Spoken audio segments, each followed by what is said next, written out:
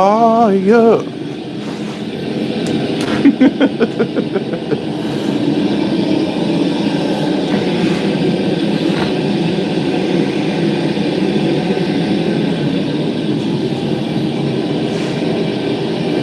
Morning, morning, morning.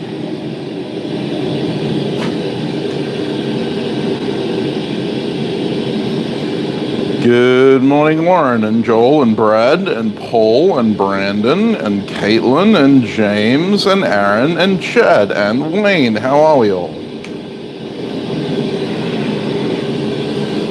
Hey, Dre. How you going? Oof.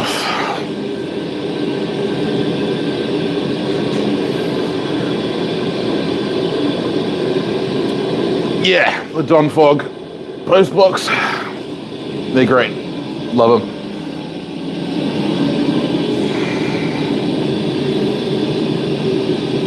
Driving halfway across Colorado. What were you doing that for? No idea what I'm making today. That is a question.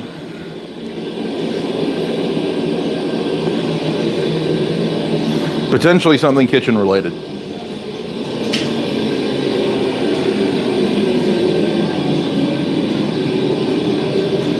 Visiting parents. Ah, fair enough. All good. Yeah, I'm all good.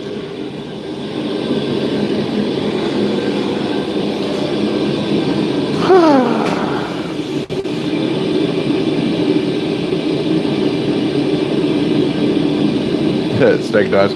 No, steak knives is something I don't plan on making. And you won't, Paul. And you won't. Hey, Wiley.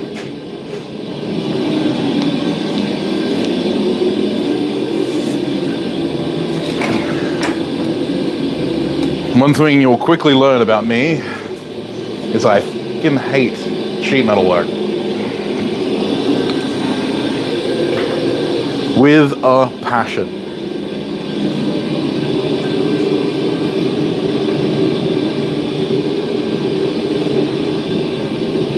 You want to put me in a bad mood, getting me to do sheet metal work's a good way to do it.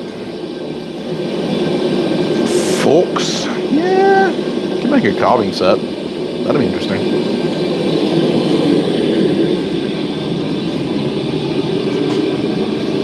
Meat cleaver. Could be interesting. See if I got anything big enough. Don't know if my forge is big enough.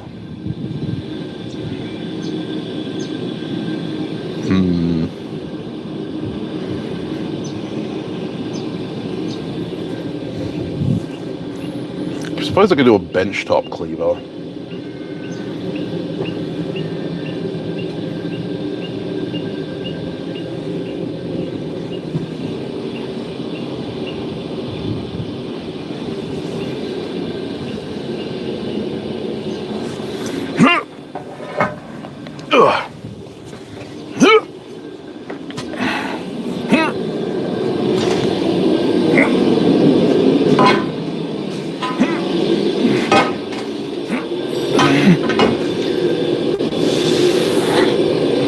That'll do.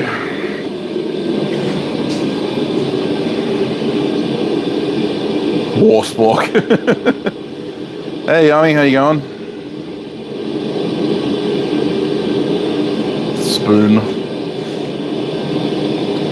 Yeah, benchtop, like, so you got your hog splitters, like your big double-handed cleavers, and then you got your benchtop cleavers, single-handed ones.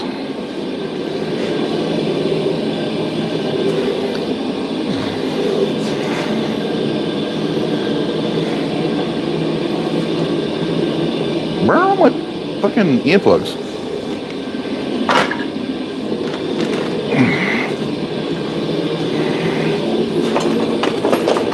There they are.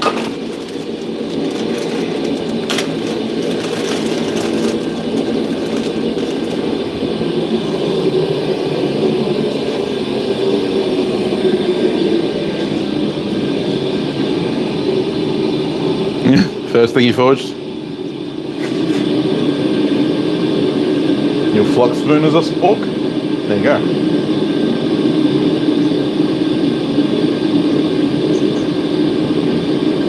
Thanks very much, Baron. Appreciate it. Hey, Joe. How you going? Mr. Finn, how you doing? Hey, Bobby. I did see Tech's video. Yeah, I commented on it. No. Speak of the devil, there he is.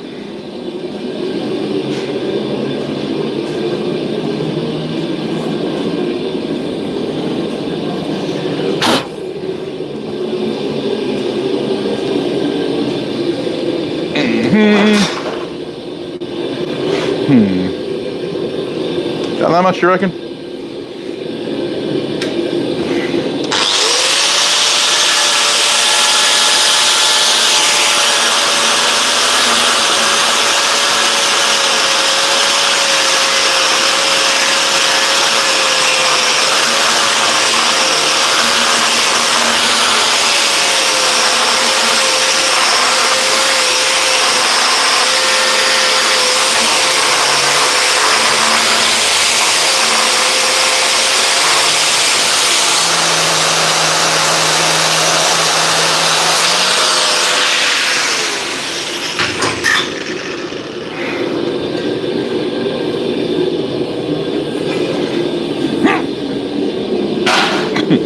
For reference, this is a Mercedes truck spring.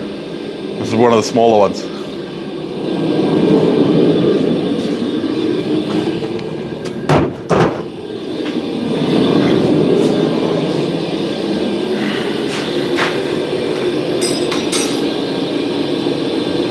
Yeah, should do.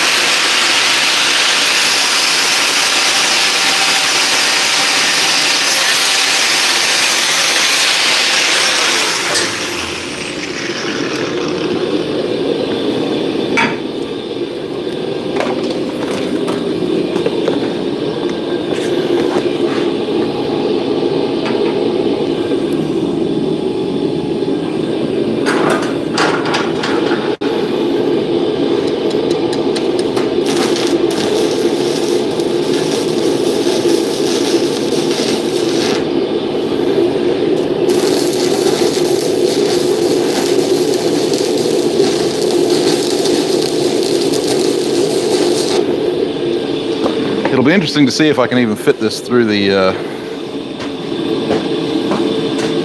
setting things on fire. Fit this through the door of the forge.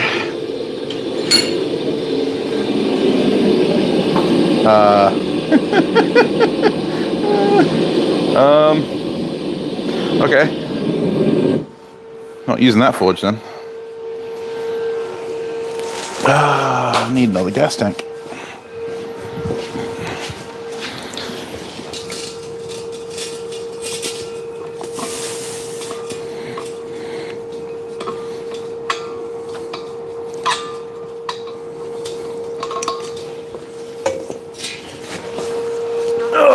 The post box, it really isn't built for very wide things.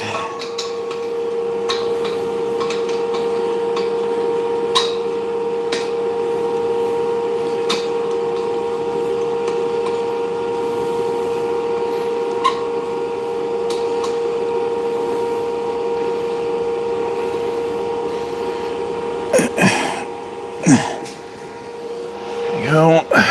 And lighter. What do I do with it?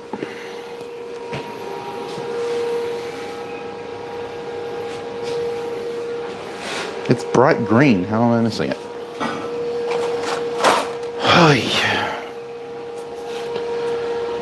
Don't even know where my striker is.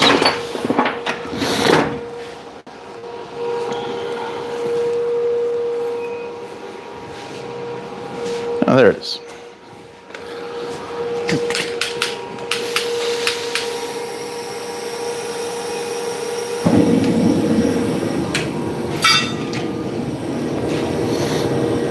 I was doing a thing.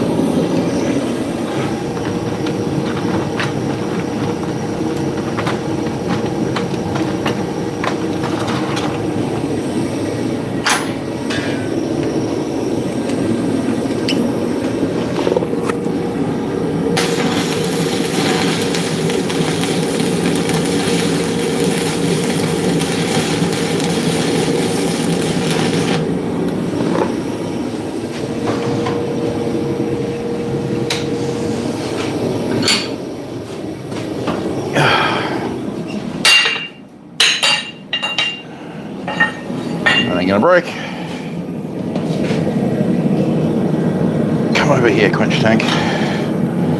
You're now my handle rest.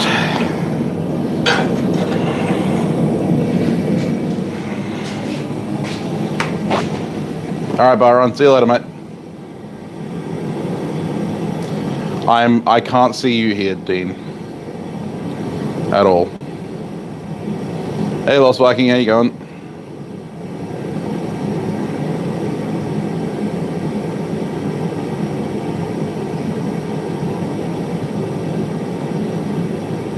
Sam, that is my life. Hey, Trailers, thank you for smushing that like button.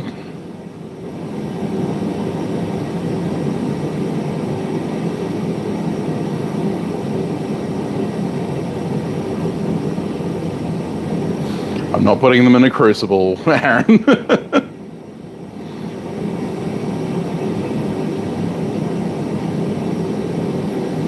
5160 or something equivalent, yeah.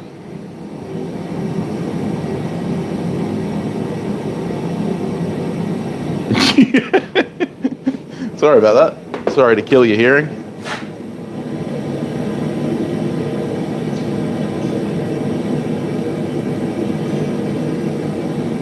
Yeah, blasting cabinet fit perfectly in that little corner. Hey Matt, how you going? Aimless, that is. There are a couple of Matts in the chat right now. Matts in the chat? Correct, Lauren. Yeah, that's it. He has.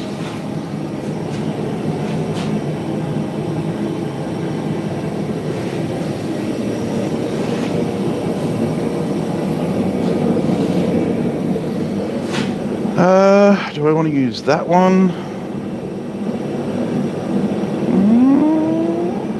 Yeah.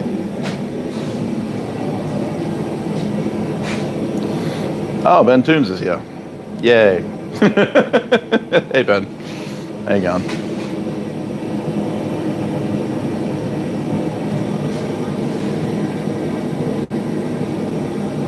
We're making a cleaver. A Western style cleaver, not an Eastern style.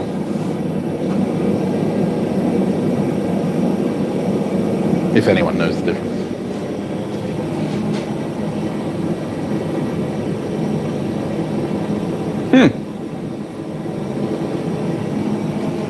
There can only be one Dre. Well, I don't know about that, but not a hog splitter, not today.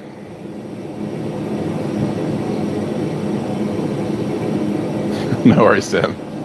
Not Serbian, no.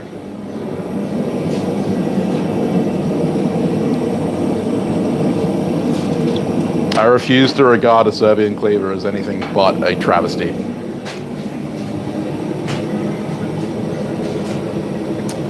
Whitney punch. No, can't say I have.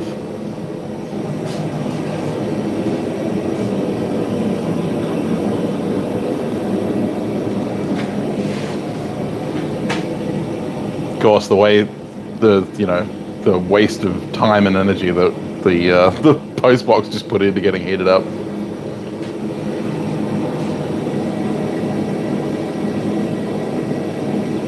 You do a whole hog for the group of us? That'll be interesting, trying to get the hog, kind of shipped out to everyone. Nice and cool this morning. Whitney punches are very useful. Brandon, I will mute you.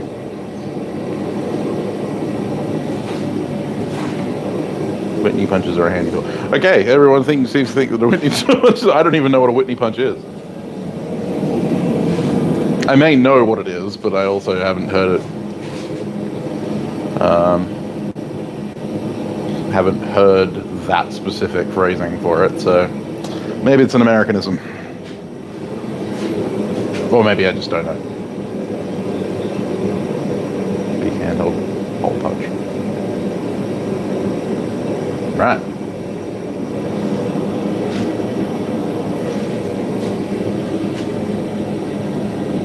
Think single hole paper punch sheets. Okay, yep. Oh yeah. Okay, I've seen those.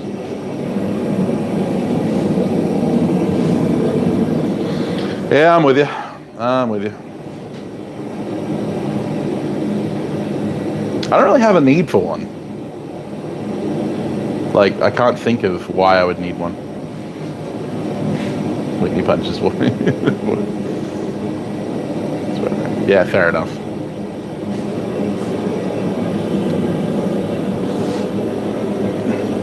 Thought that was a Houston haymaker.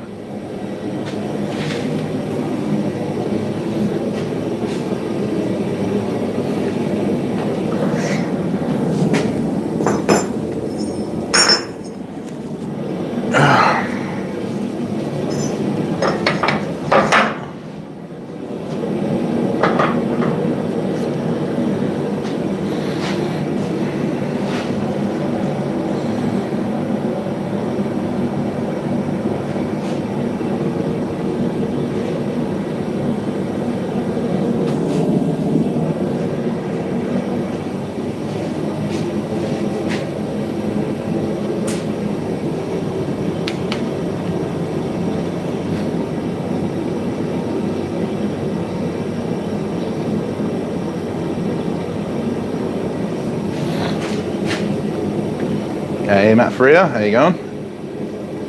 Master car fast. Okay, fair enough. Yeah, the only thing I could think of needing them for is when I'm doing my inlaying work. But I was just going to get a shearing punch set, like just the hammer-driven one.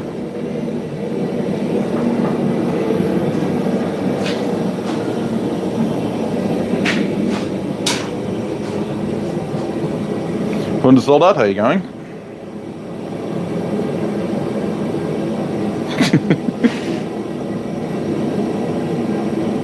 Hey, Alex, how you going? Hey, Metal Man, that is the plan.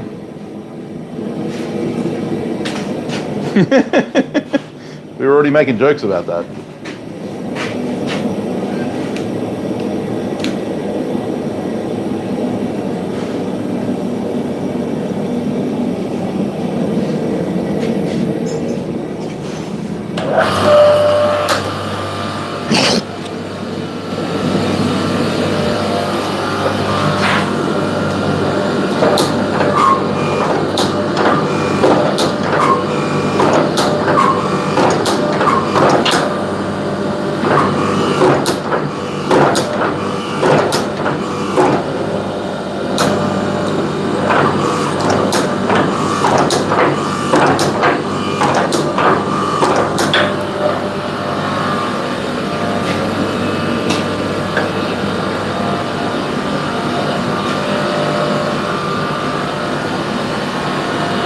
Armoring, yeah, they would be useful for that.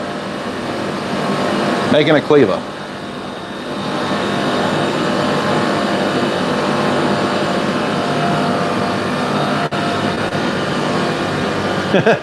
No, well, the blade won't be able to fit, so no, not a Serbian cleaver.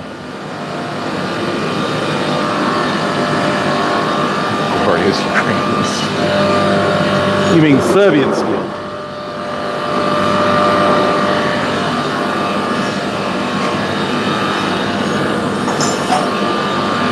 See, I do so little sheet metal work that I would have no use for a Whitney punch.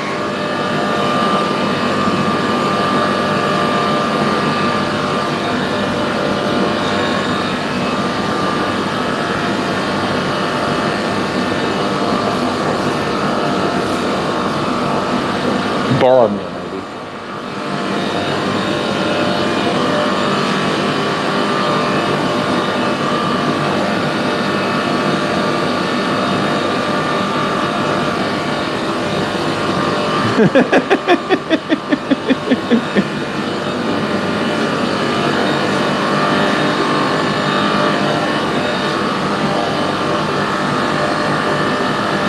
Yes, Serbian cleavers are a very odd shape.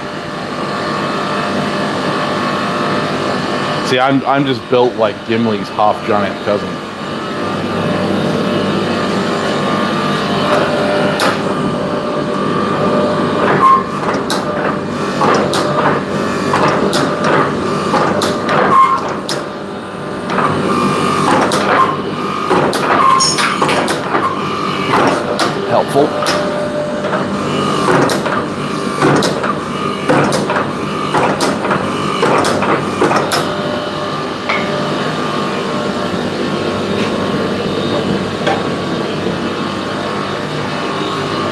Yes, I know. I know Gimli was 6'5" in real life. I'm almost exactly the same size as the person who played Gimli. And Treebeard, because he played both.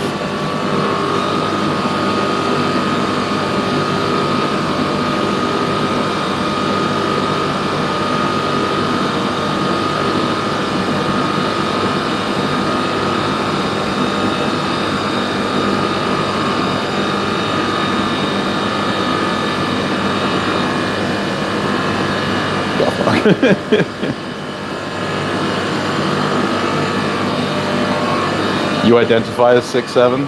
Yeah, sure, Ben.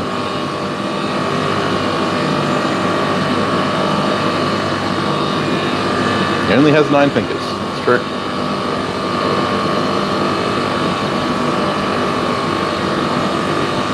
Hey, Megan. How you going?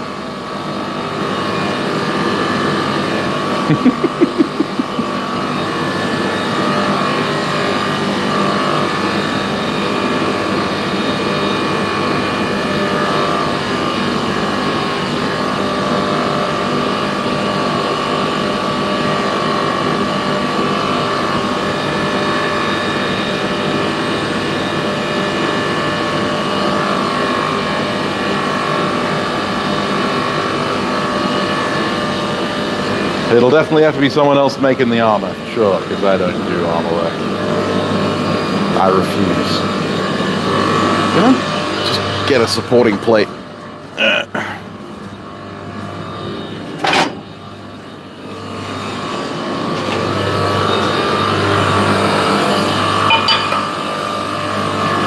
This bit of greater blade will work.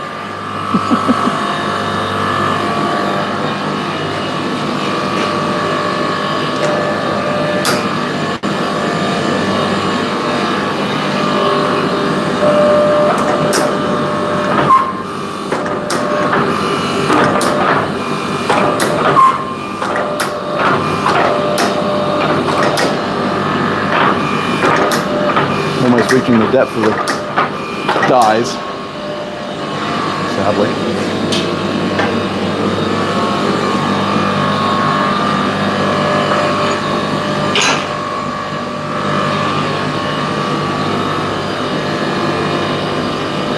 Mate, if you're a bit too wide, then I'm like extra wide.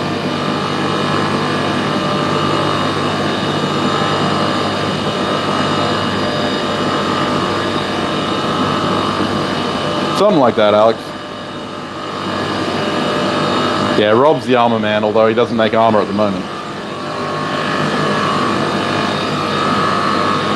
Complimentary. I like it.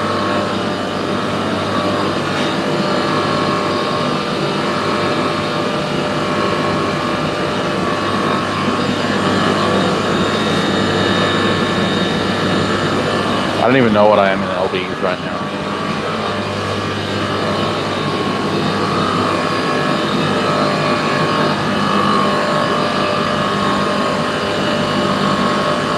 When I weighed myself last week, I was 190 kilos. So like 400 and something.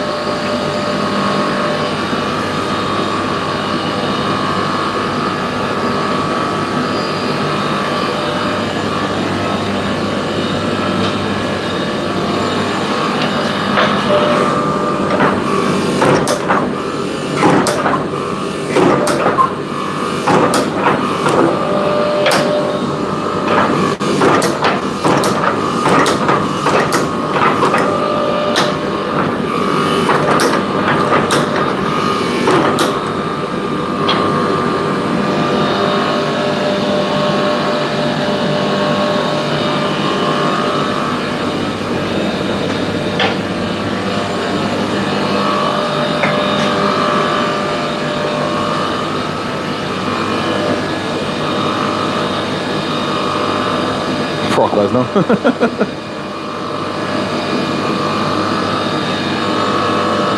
Yep. 6'5" and 400 and something pounds.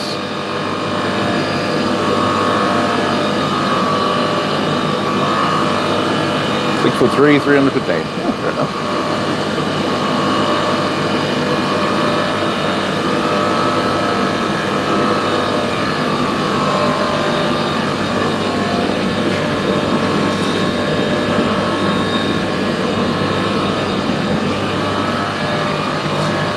You'll find you in your secret used to say. Fair enough.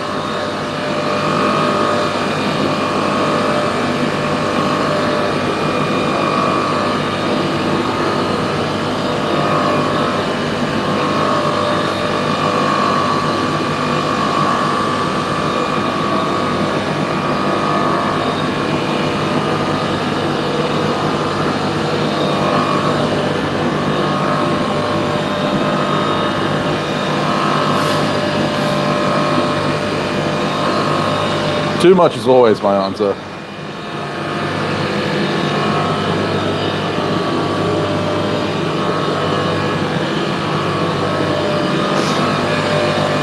But I found that I was purposefully not telling people how much I weighed because I was ashamed of it and wanted to avoid the truth.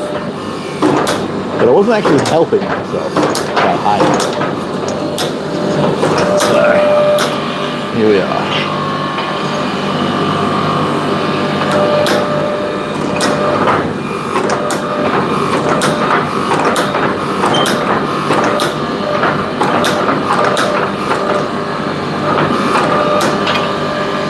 That's all she wrote for the press.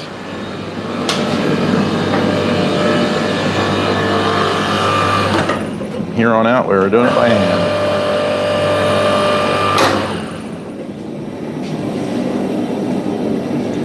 "14-inch delta."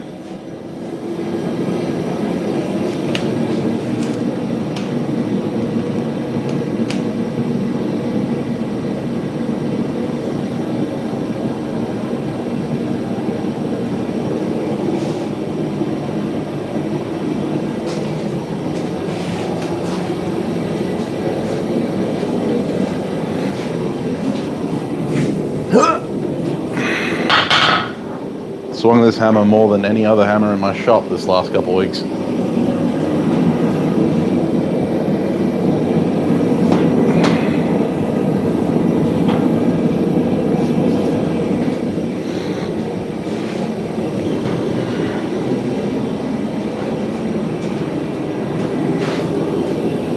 I think it was worth the $5 investment.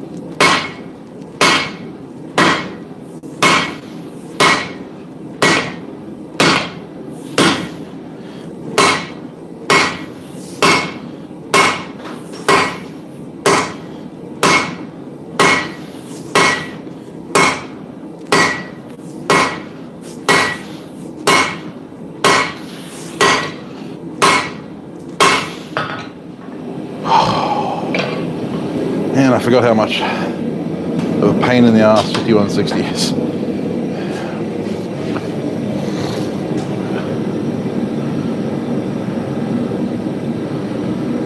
Getting old, Aaron.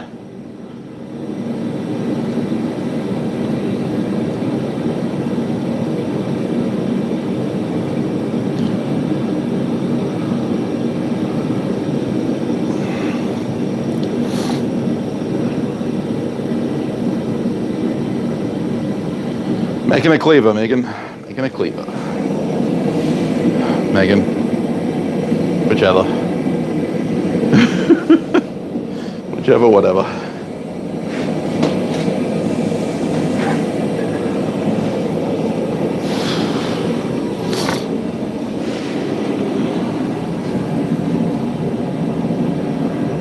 Will do, Brandon, when it gets here. Meg. Okay, Meg. I'll try and remember that. Hey, Eric. That's all right, you're not that late. You're only 30 minutes in.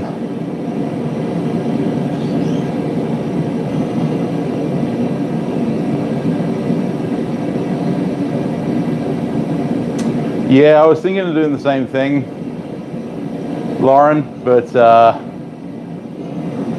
the way that the spring end was formed, I wanted to forge down the tang. Probably regretting it now. Definitely regretting it now. But that's all right. Mom needed a workout anyway.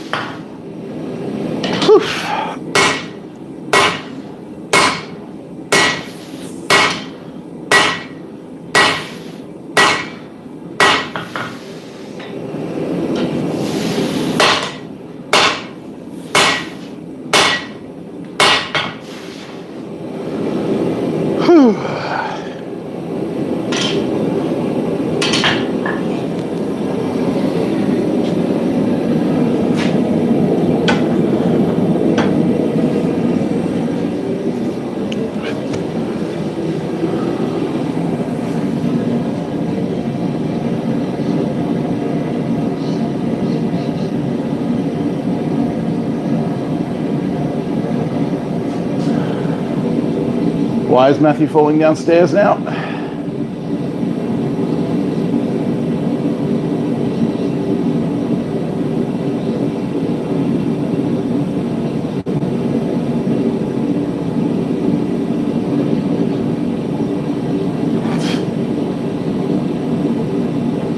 Oh, that says it'll work. Got a new hammer. Oh, that sucks.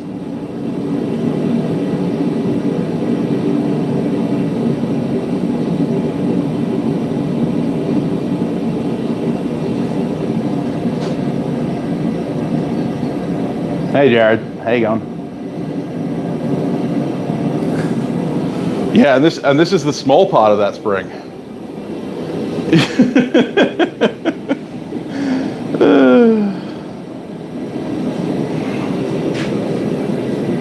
Yeah, this is the thinnest part of that actual spring offcut.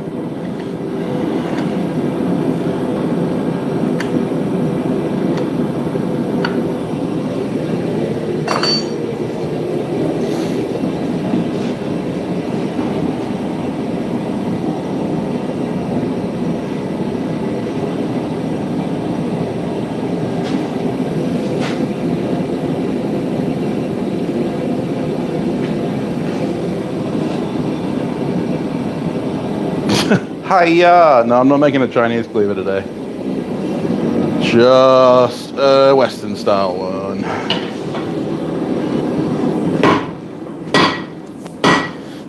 Come on, move that steel. That's more like it.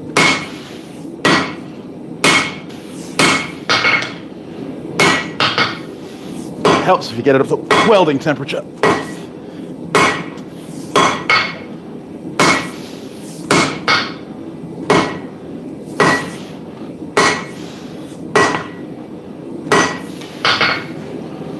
My wrist is really not loving slinging this 5-pound hammer around though.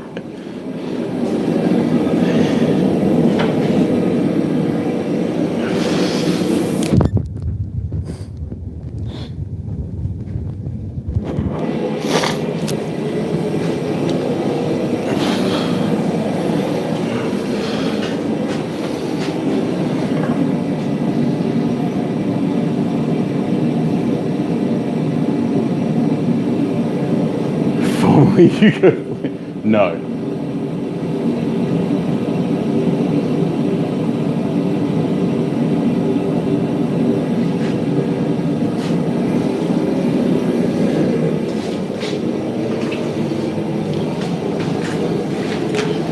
So for reference,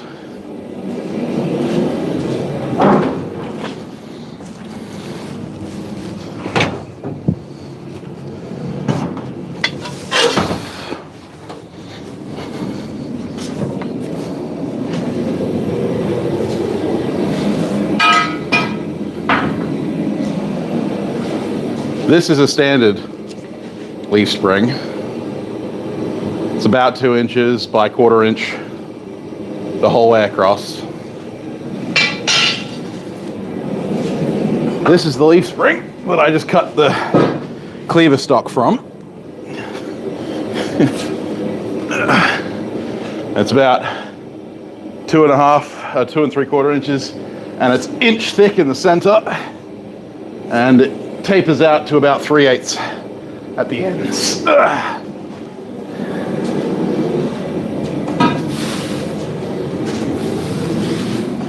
But that's not the biggest one I have.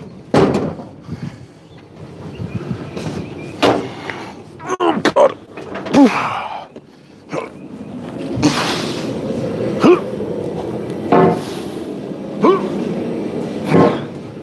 And there's this one. It's about 6 foot tall. And that's inch thick in the center and tapers to about half inch, but then it goes back out to an inch at the ends.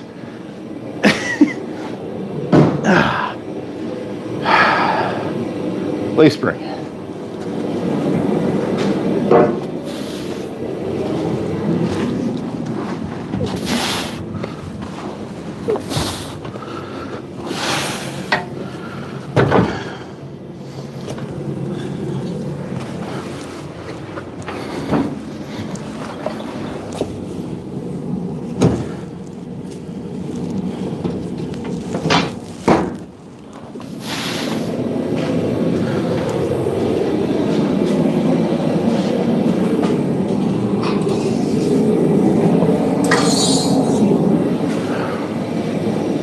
I also have coils like this. Your standard car coils. Then I have inch truck coils.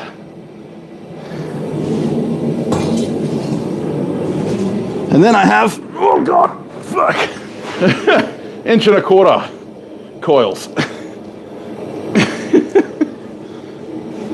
Oh.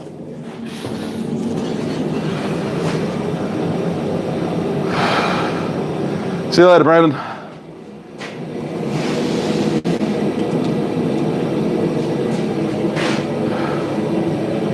And saving it for a special if you don't want to go, fair enough.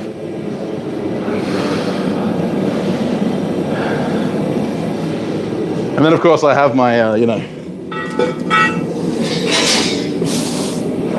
spring chair.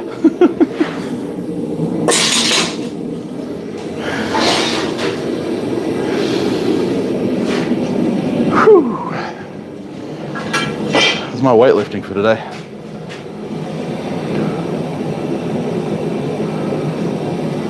Well, 1095 isn't really a spring steel. 1095 it's a tool steel. You won't find springs made out of 1095.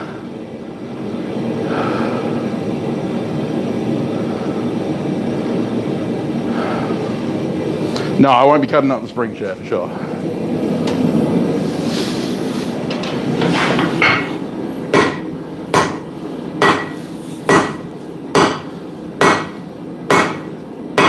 It's nice when it gets like squishy at welding temp. Makes life easier.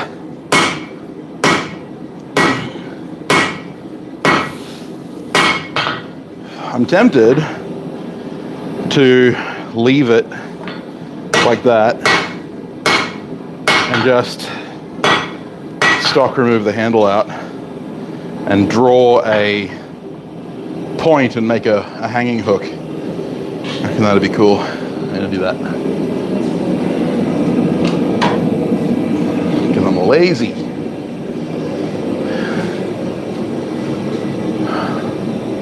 Yeah, 5160 is good for swords.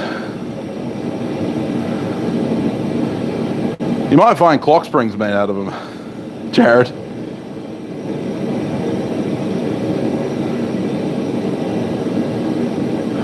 Everyone wants a spring chair like me.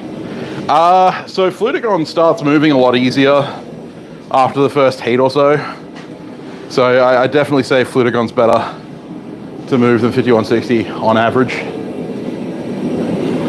5160 is nice to move at welding temp, but then once it gets down into that orange, low red range, it gets a little more red hard.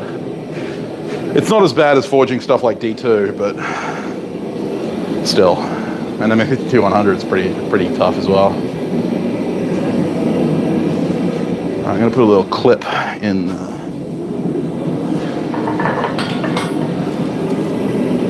tail end.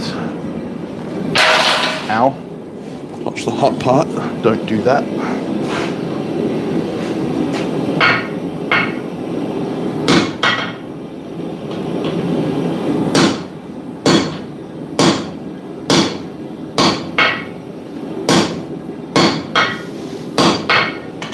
So just cut a little notch in there to mark out where I'm going to draw that little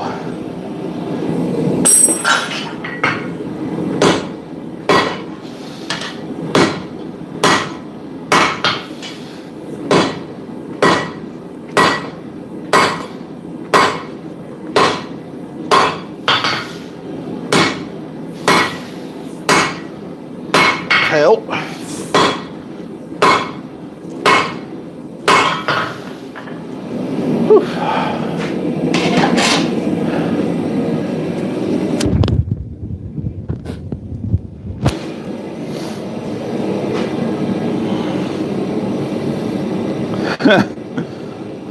Yeah, I have woots.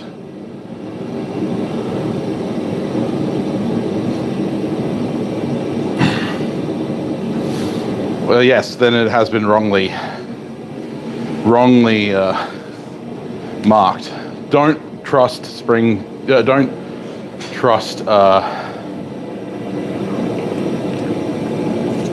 trust metal salesmen. Half the time they don't actually know what they're doing. For the longest time, my steel distributor told me that silver steel and O1 are exactly the same steel, which is complete bullshit. Niels Vandenberg pulled me up on it during an interview.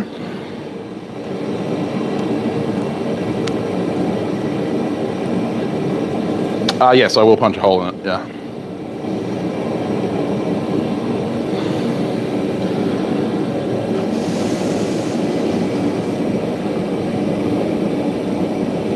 Yeah, so Atlantic 33, A33, Flutogon, is a very, very strange alloy.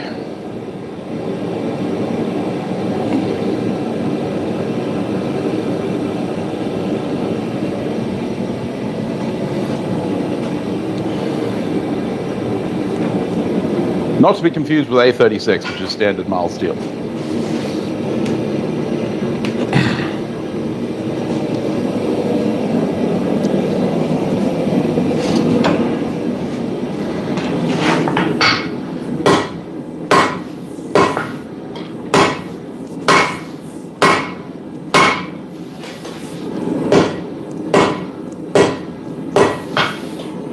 Probably use a smaller hammer for this.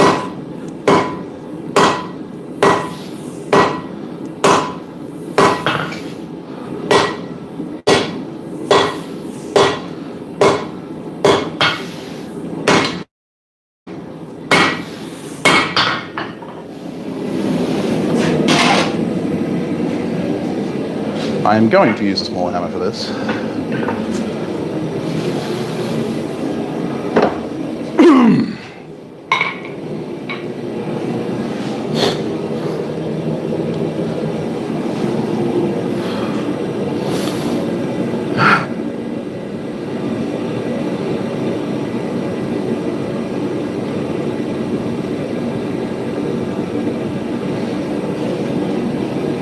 A33 is not air hardening, no. A33 is water hardening.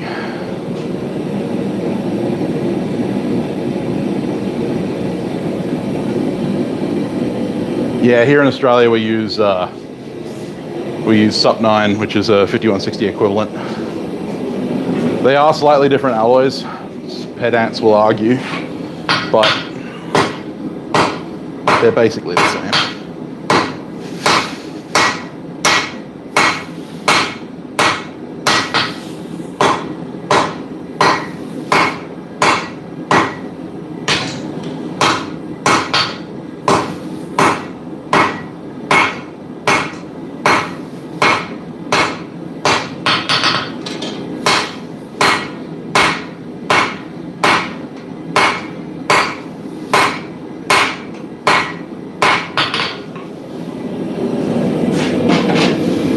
they're a moderately high chromium spring steel, medium carbon spring steel. Hey Deepaker, how you going?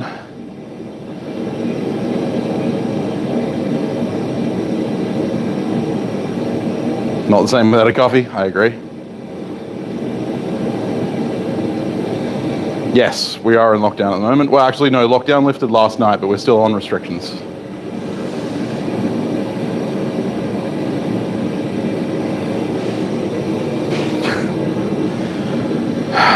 Hey, Robert, how you going?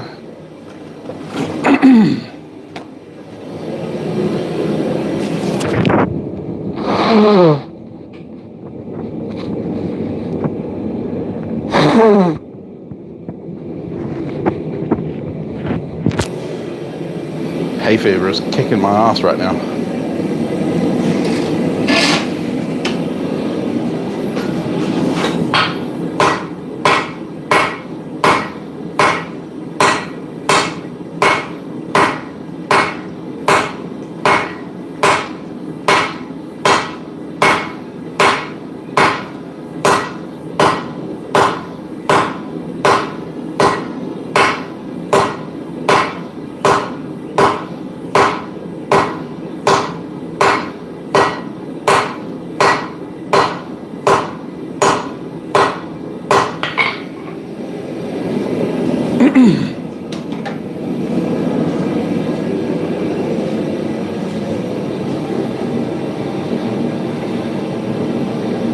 That totally counts.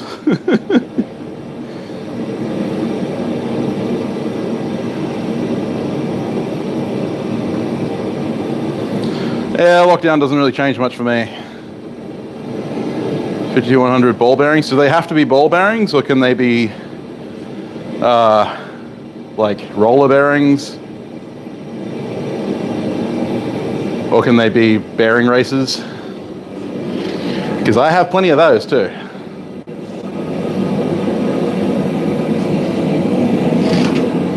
Too many, some might argue.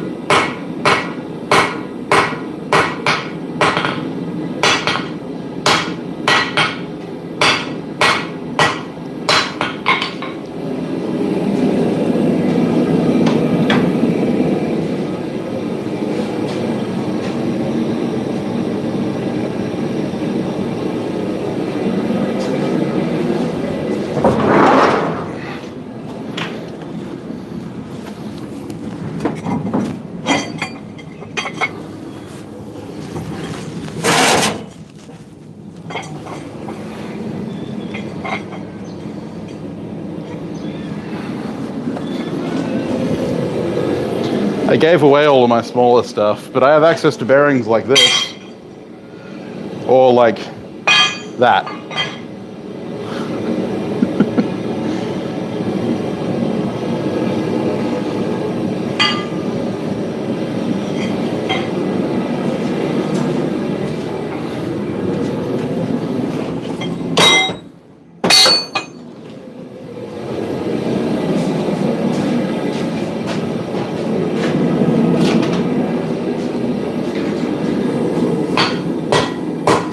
Yeah, I'm allergic to cats.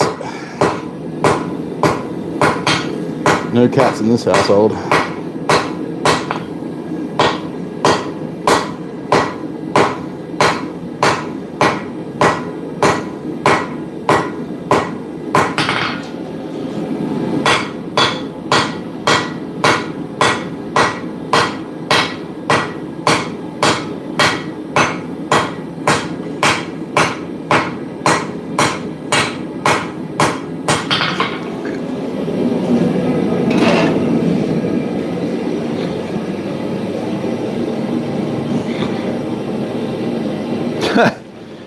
Yeah, I don't think I would be confident in making a sword out of bearing. 5100 doesn't handle shock very well.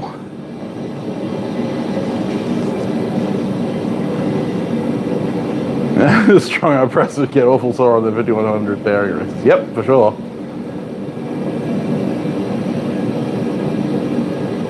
Yeah, mine too, Ben.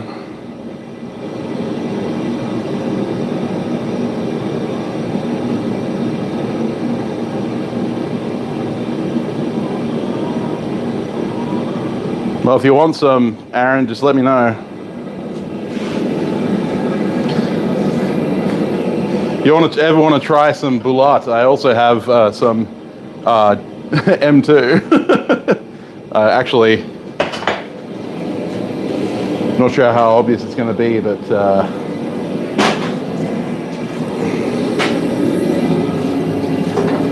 I may have more M2 than I know what to do with. And this is all half-inch thick, so.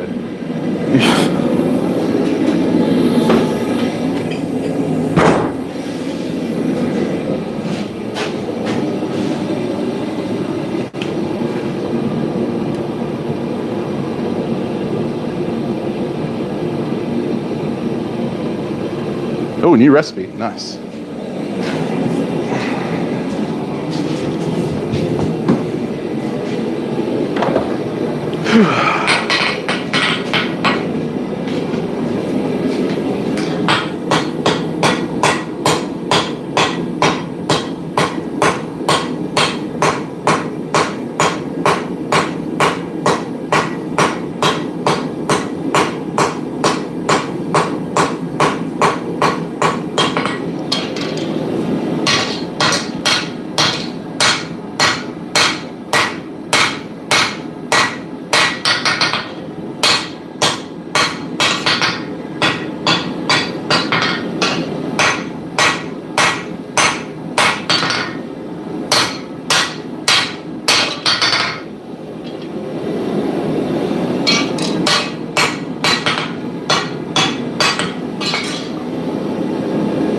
Right, time to forge the blade out.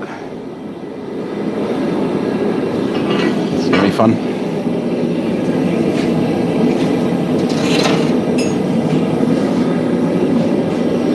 And fun is said with no small amount of irony.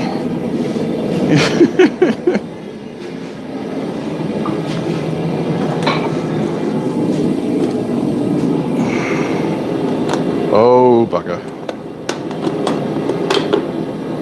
That was expensive.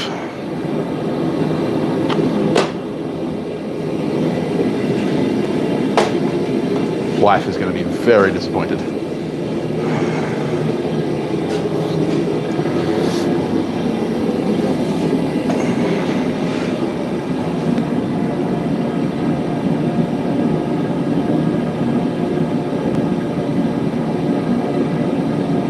Preston gets more working out, maybe. Switch out some flat dies, maybe. Make him do some work.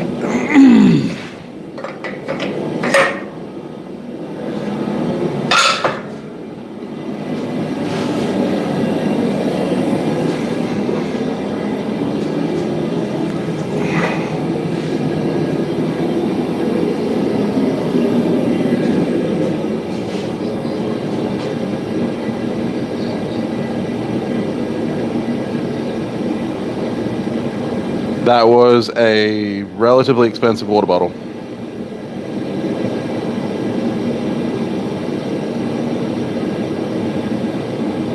Did it, Joel?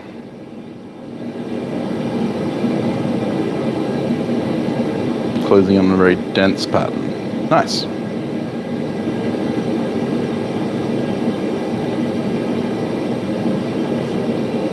It broke. It hit the floor at a very bad angle and smashed open, so.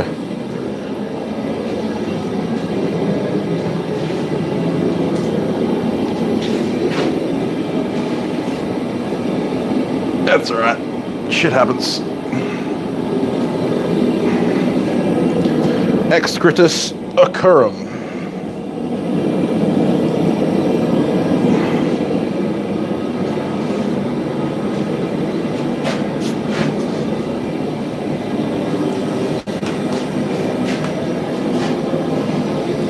Irony, yes. Metal bottles, yeah. That's what I should have. I like it, Dogvine.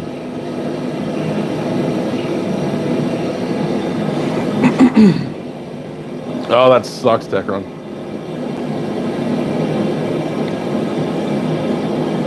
Grinding too deep. Okay.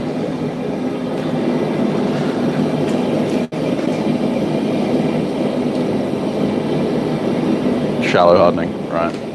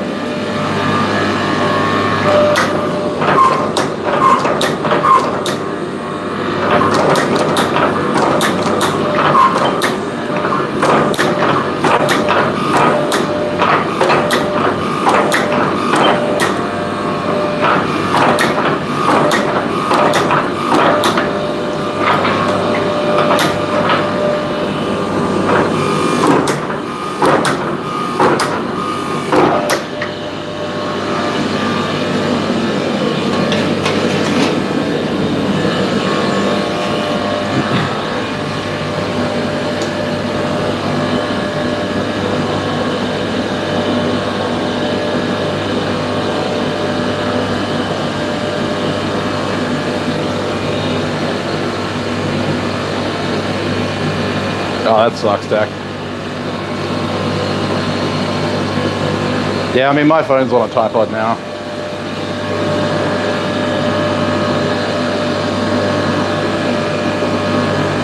I break my phone regularly. Actually, I paid $180 to have the rear screen replaced to cover the cameras again. And then a week after I got it replaced, I smashed that camera cover again. I was very sad.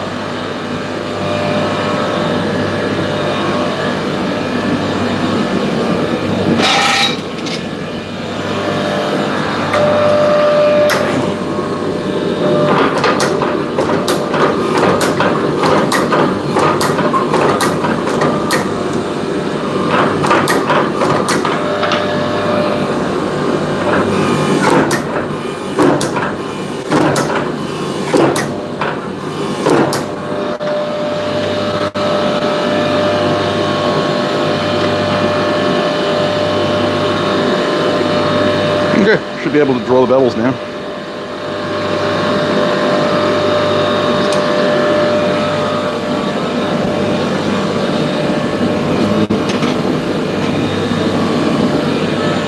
Go on and draw it out just a little bit more.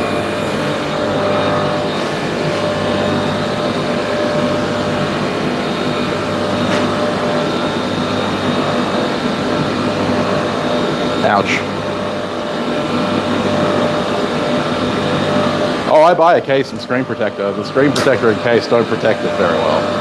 Doesn't matter what case or screen protector I get. I'm just really good at breaking phones.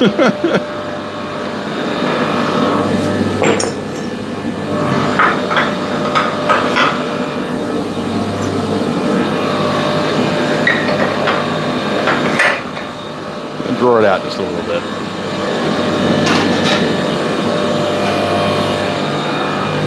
Hey, Crawford. How you going?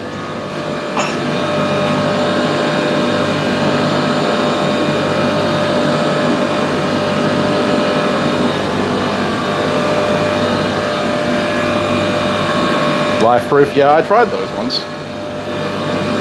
It wasn't me proof.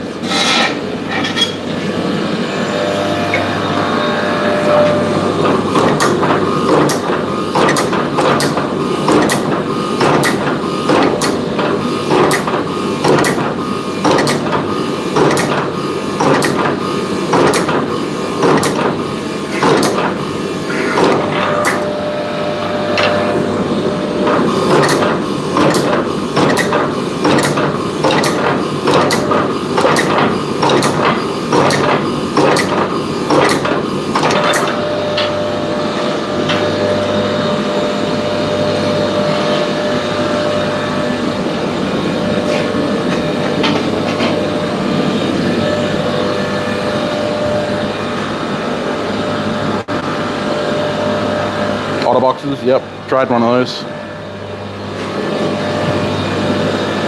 It was a very expensive case.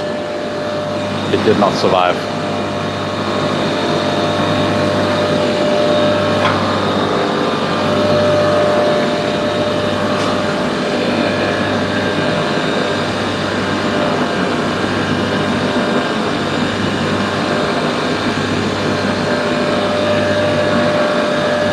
High of 0. There you go.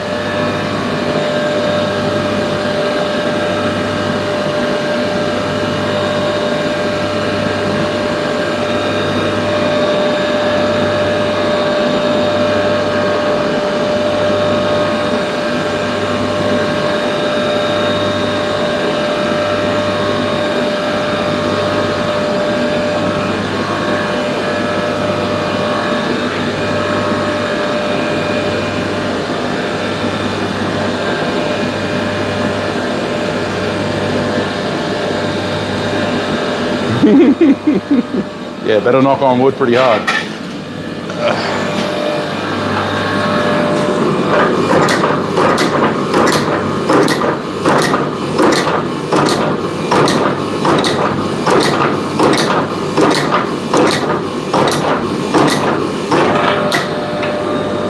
Maybe I might just,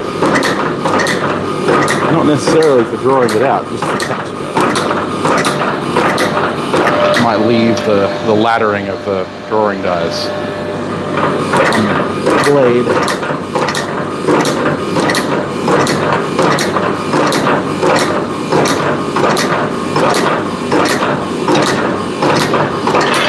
Because, you know, why not?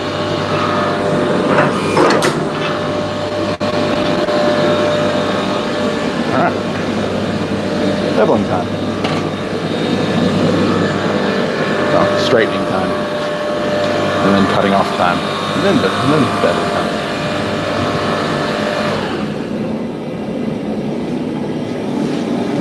So wishing Kenny a happy early birthday.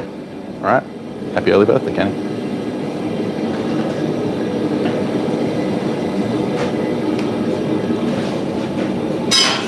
I have to go to Camel Obvious Bank.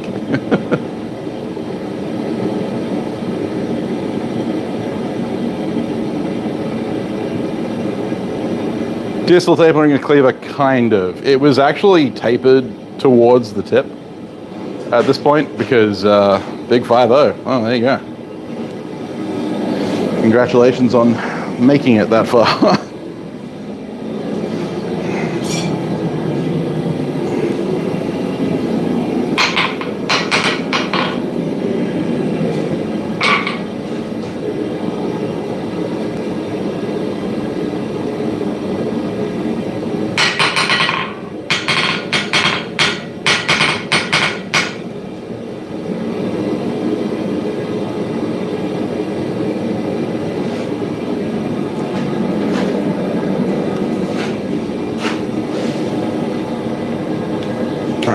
Straighten her out.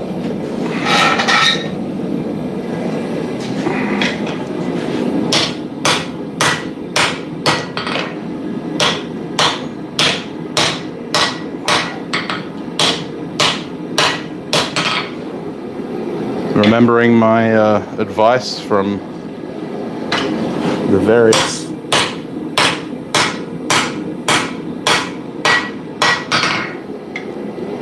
how to forge videos I've done.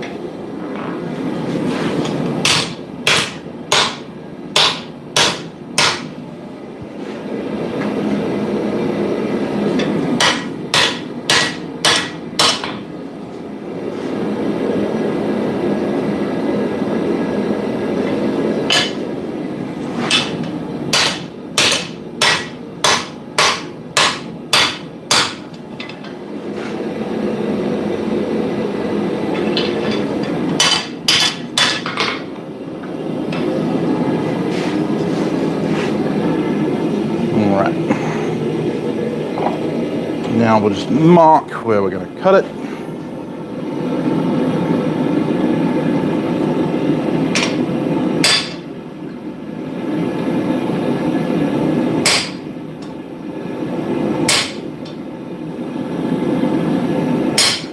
I don't know where my normal hot cut chisel went, so I'm using this one.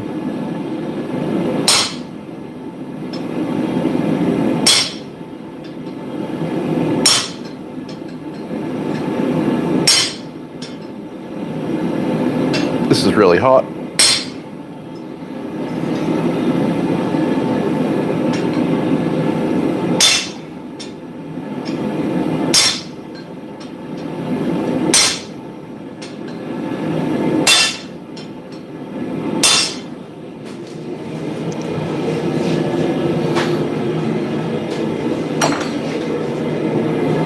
Hopefully I can find that with the edge of my hot cut hardy.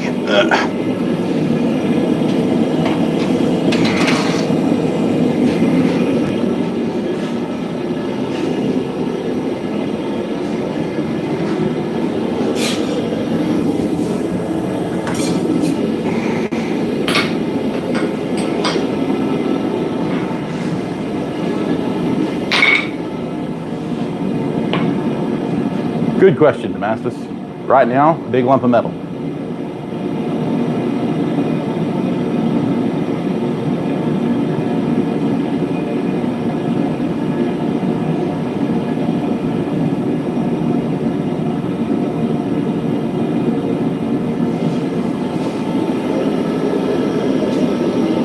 By your powers combined, Ben, you are 100.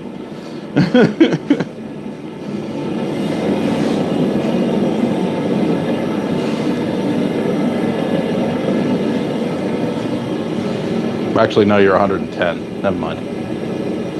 That wasn't as funny as I thought. Morning, Lucy. What's cooking? We're cooking a cleaver at the moment.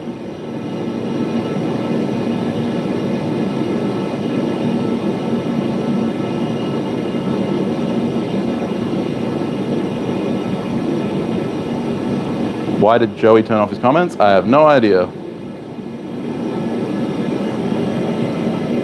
Doc says you're 85 plus. I thought Lizzie Borden used an axe. Well, I said right now it's a chunk of metal.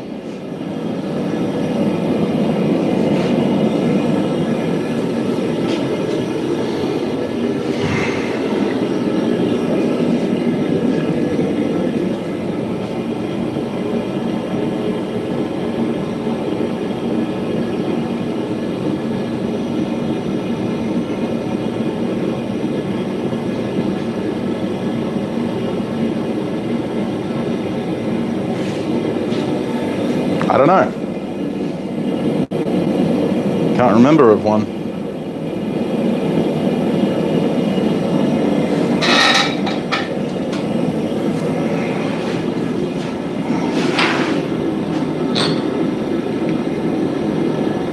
There it is.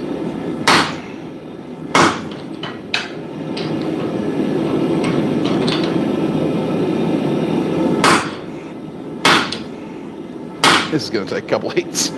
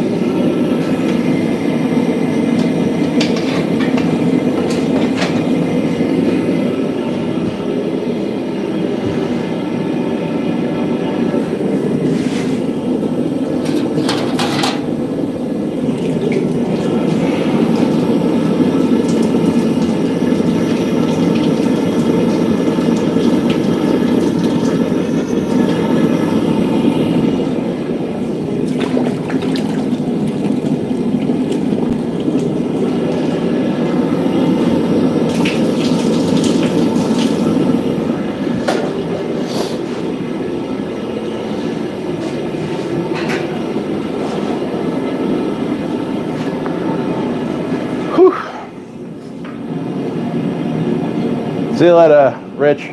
See you later, mate.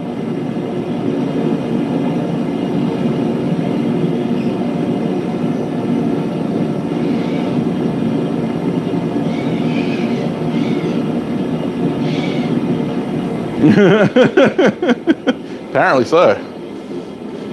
Apparently so, Caitlin.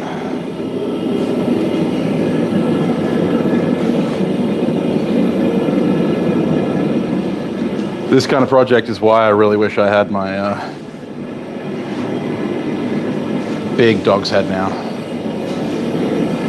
It's a future project.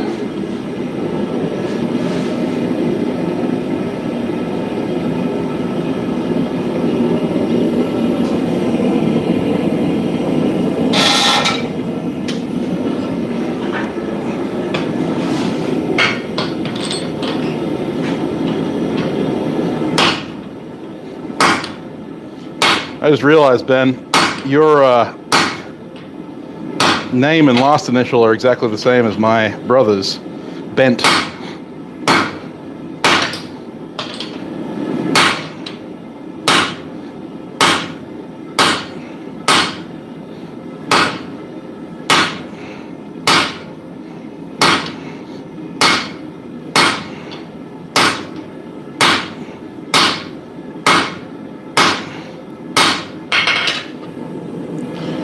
We're getting there. Slowly but surely.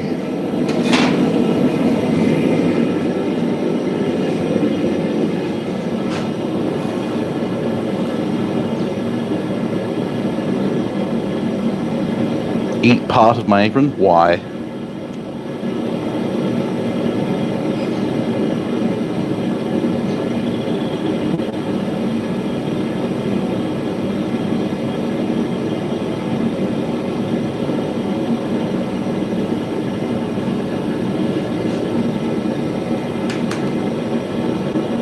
I mean, I'm old enough to remember better reception moving the antennas, and no, and no computers.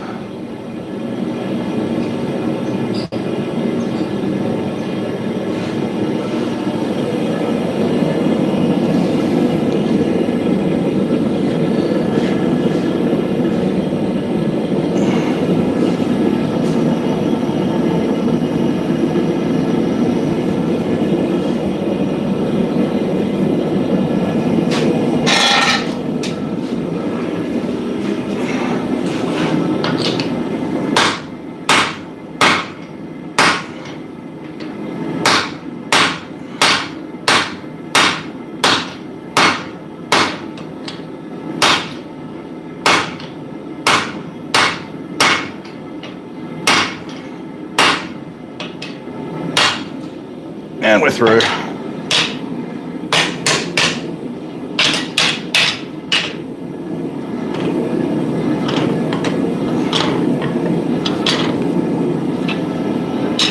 There we go.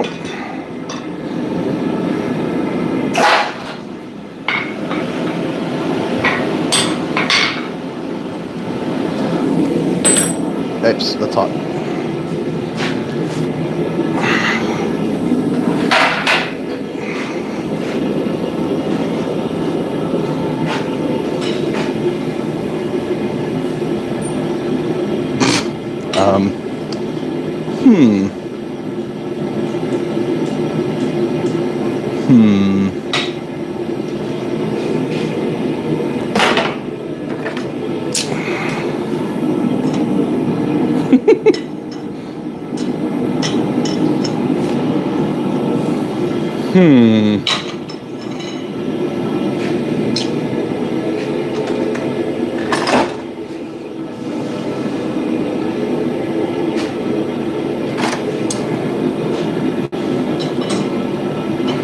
That'll have to do, I suppose.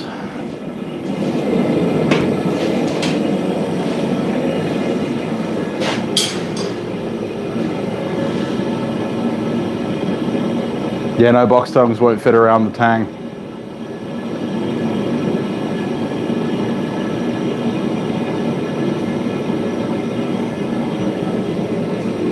Bend the tongs. Yes, I could do that. I need to make myself a set of bigger knife maker's tongs. I actually have the stock already made. I'll get around to it.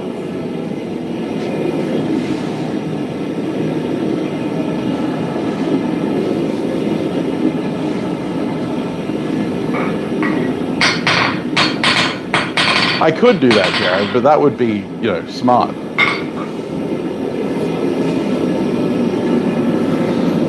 And we don't truck with smartness on this channel.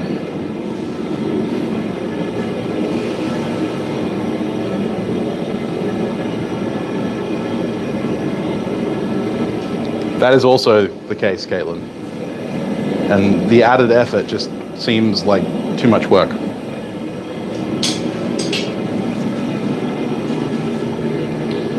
Alright, out comes the English cutler. My poor old English cutler. About time I sent him for retirement.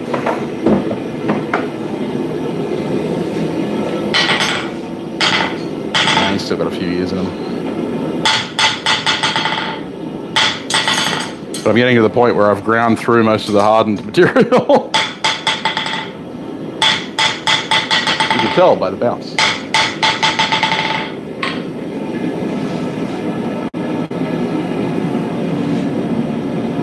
Exactly, Kate. You know exactly how I work.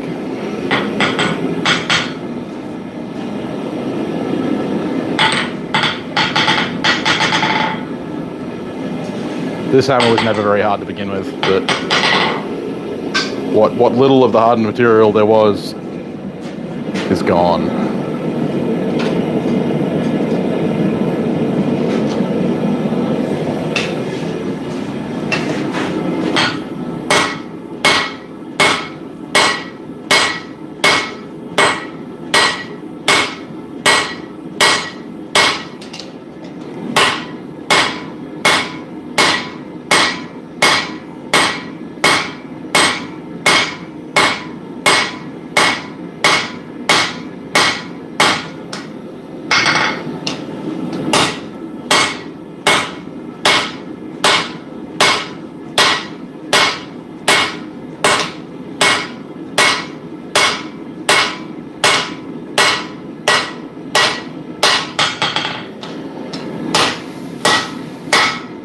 I'm gonna make a new one for myself one of these days.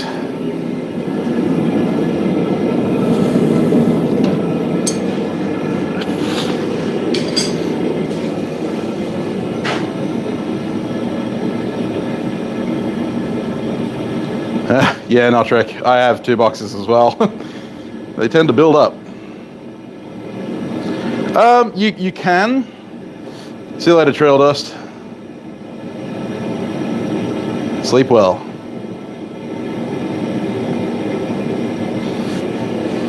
You can leave a cleaver quite thick along its entire length. The thing is that doesn't need to be. One of the problems that I find with most commercial cleavers is they're too thick behind the edge. And realistically, you don't need a lot of thickness in order to break through bone. The specific bone-breaking knife in Japanese kitchens, the deba, are, zero ground, basically like all the others. The main difference is the thickness of the spine.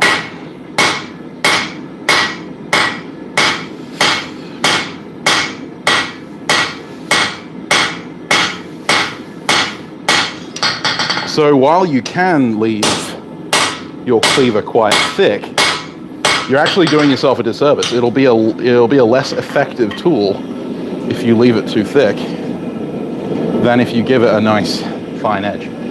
Now obviously I'm not going to take it down to 0, I'm not going to grind it like a kitchen knife, but I am going to take it down to about 1 mil thick.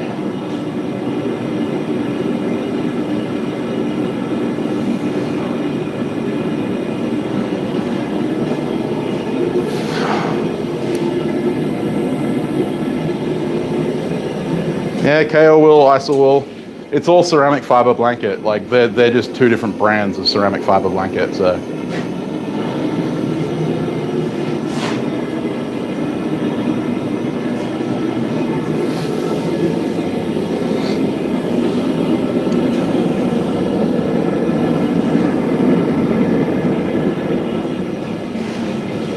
Yeah, I mean, my favorite type of cleaver is the Chinese cleaver, which is very thin, but cuts through bone and meat really easily, so.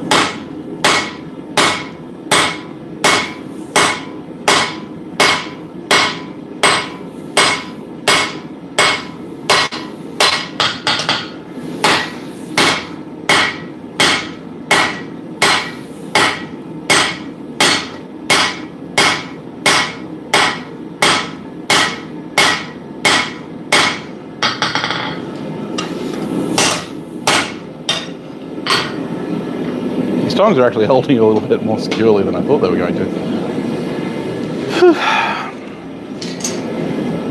They are round bit tongs, so they've got a little bit more gription than flat jaws.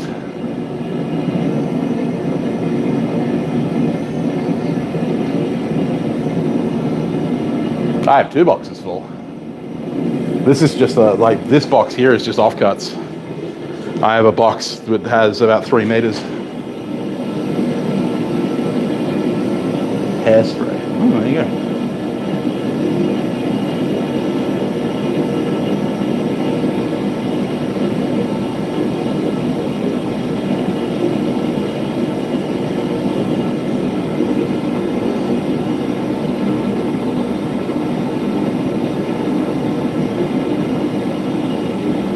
Do you chisel grind help herb choppers? You can. You know, it's not necessary. But yeah, you can.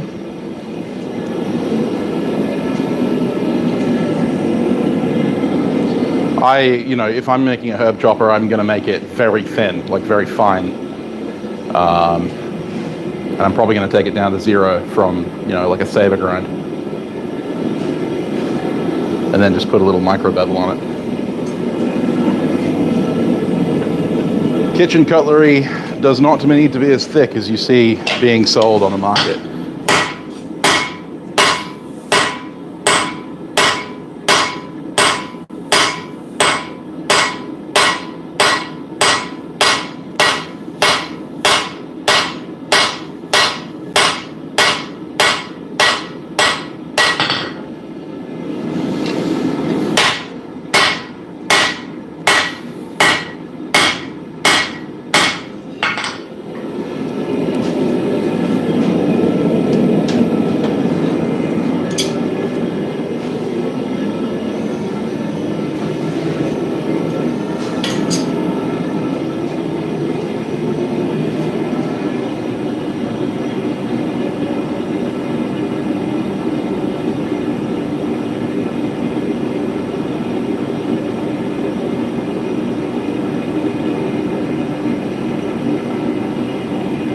You know herb choppers aren't just for those kind of herbs, right, Metal Man?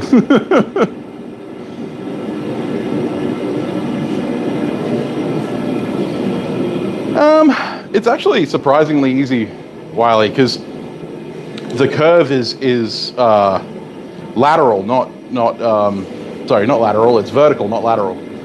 A lateral curve would be difficult, but even then, I mean, a sen is a lateral chisel grind, a sen scraper, a lateral curved chisel grind.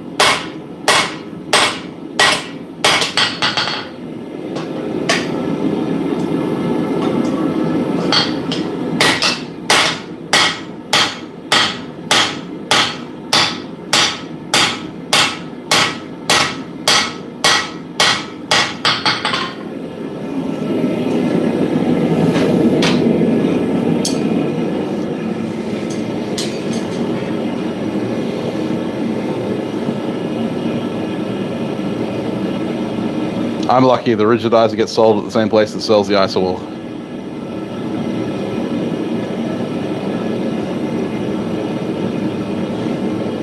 Hey, Sean. How you going, man?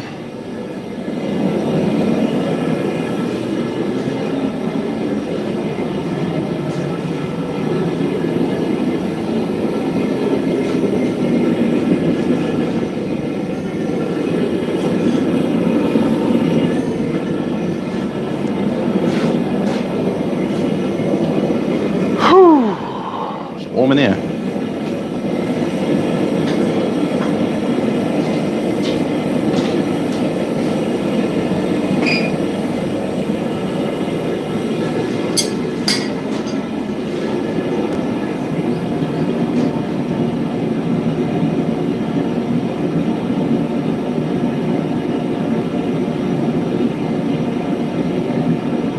You going? Yeah. Yeah. Try and stay cool over there. Summer sucks. I know that too well.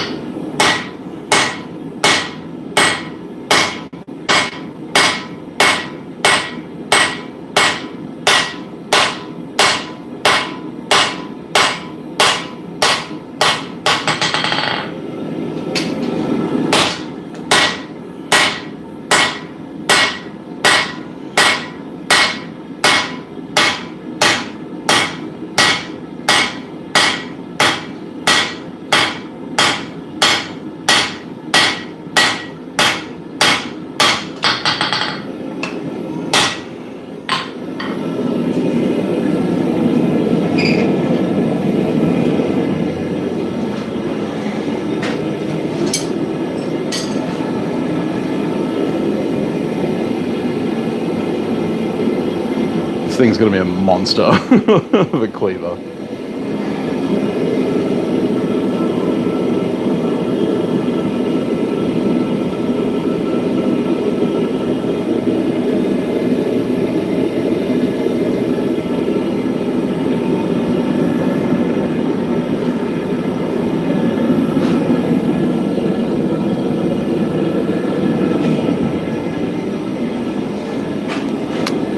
She's a hefty beast.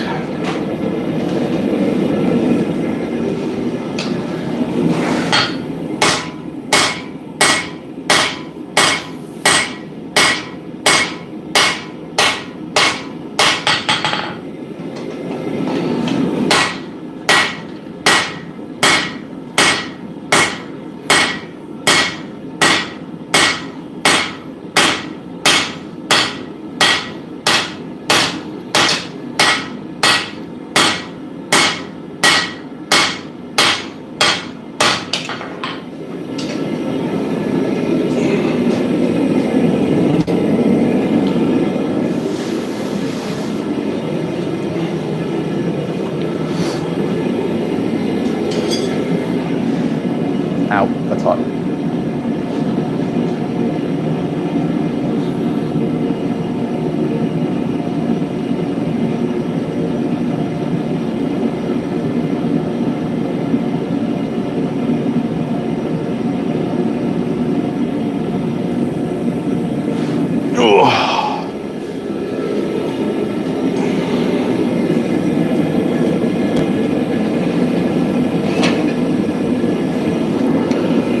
I remember telling myself, I was like, I'm not going to bevel any bigger, thicker blades until I make that bigger English cutlass hammer or bigger dog's head hammer.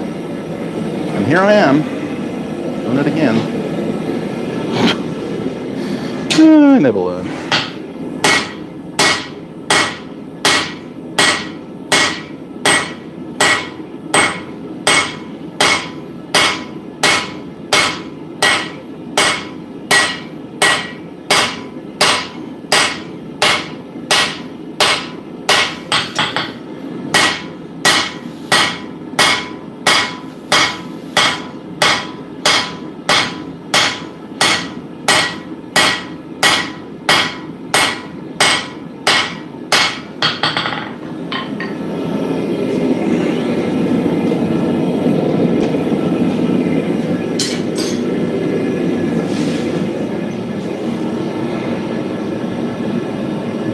I never make stuff for myself. This is very true.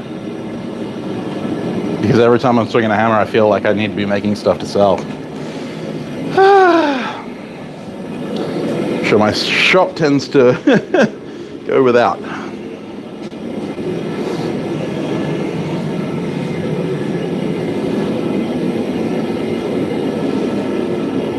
I had a good period for like a month where I did nothing but make like tongs for myself and stuff. But I haven't made a hammer for myself since I made this one.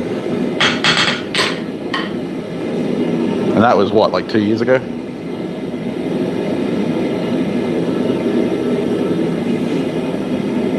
I have received those VSM belts. I've used them. I've used 2 of them. Gone through 2 of them so far.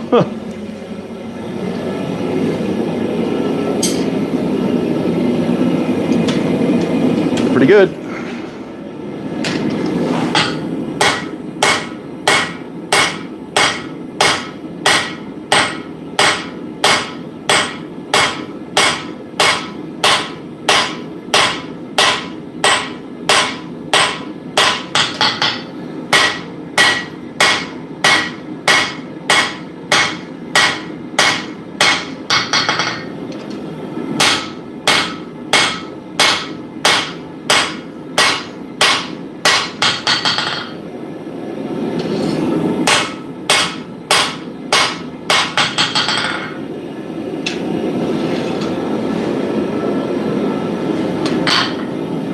Looking like a cleaver.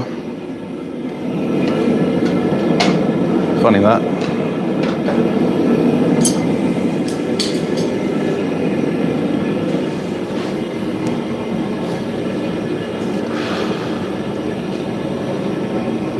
VSM are a brand of grinding belt.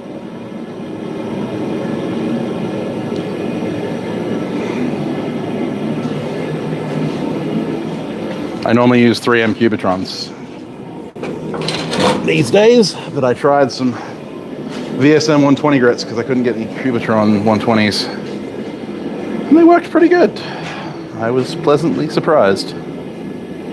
Well, I wasn't really surprised. I'd heard all of the reviews.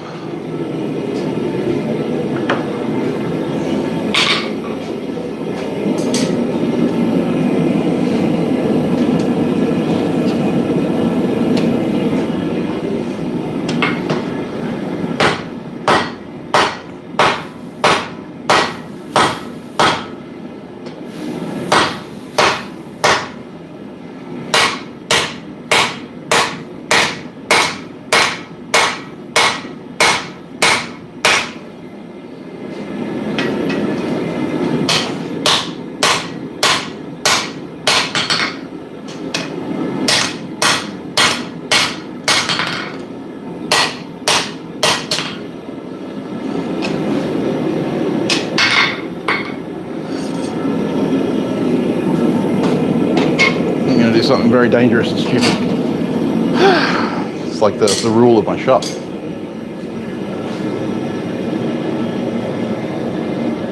Oh, Klieg spot. Ugh. Hey, Johnny. Hey, young man. Doing well. Just coming up on the end of forging this cleaver. Just got to punch a hole and good to go. Or I'm going to straighten it out and bevel it a little bit more, but then we'll punch a hole. How you doing?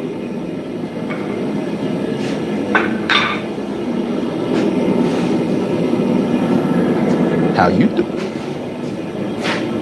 Hey, Chris. Why north? There you going?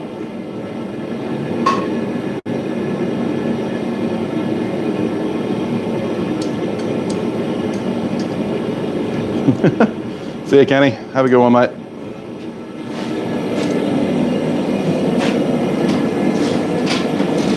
This is reckless and dangerous. Don't do this.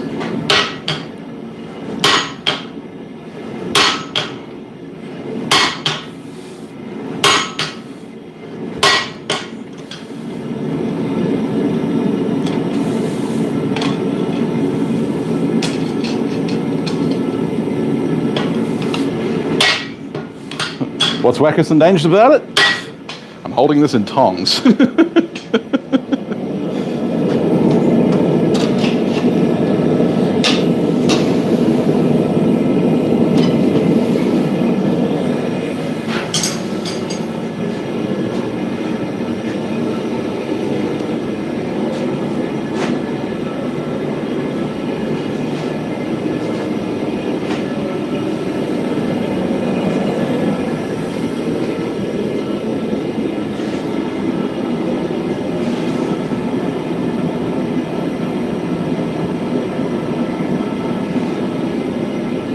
Not quite straight yet.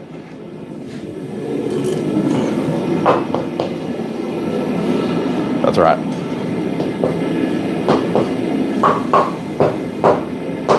Yes, whack forging. Not advisable when you're using tongs, especially open jaw tongs like these. But needs must.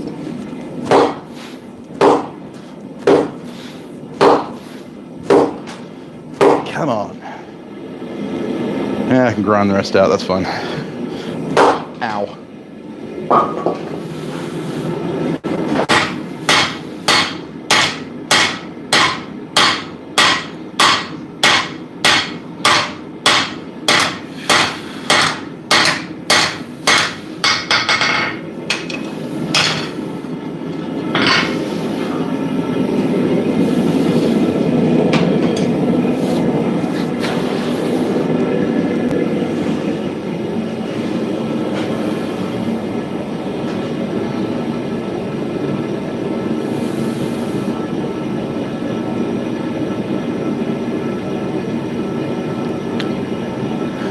All good, Johnny. You can always go back and watch the replay.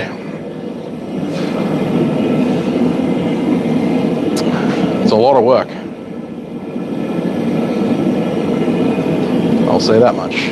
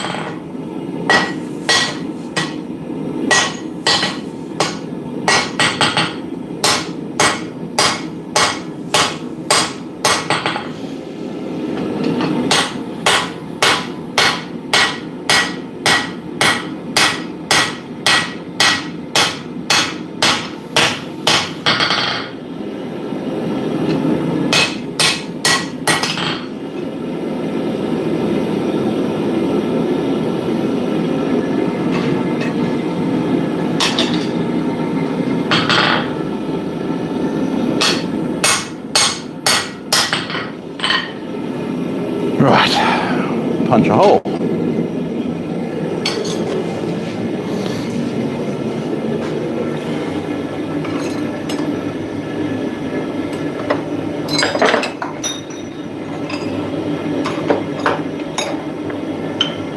Sad thing is I don't have any large hole punches except these really short ones. So,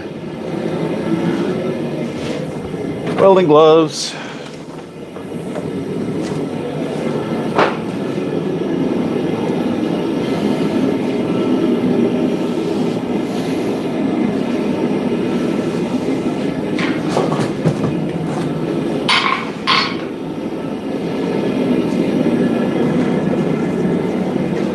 Get it nice and hot.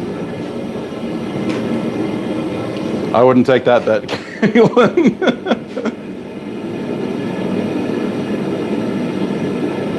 See you later, Joe. Yeah, Aaron, every summer. I think I'm going to keep the little spine and slides point. So I'm not grinding up to the spine. This is going to be saber ground. So whatever thickness it is now, it's probably about 3/8. Maybe a little bit less.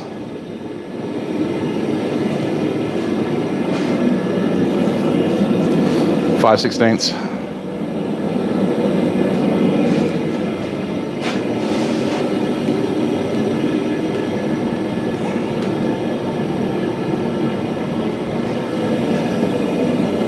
Yeah, about that, Crawford. About that. All right, let's mark the spot.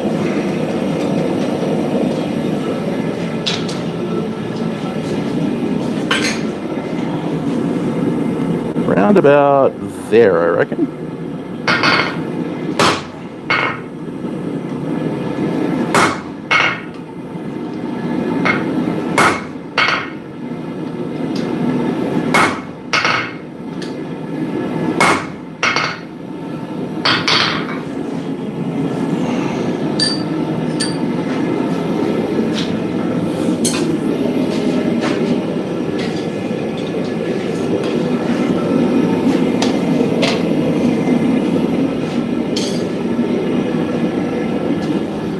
Well, no fire so far. Got close though.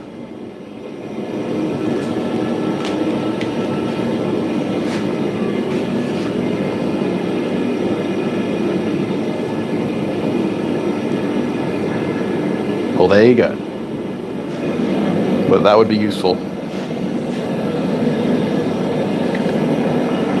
Then again, I use welding gloves so sparingly that I don't really need to buy new sets very often. I just burn myself. So I'm thinking about shaving. Like, just taking it all off again. Starting again from ground zero. Because I look like homeless.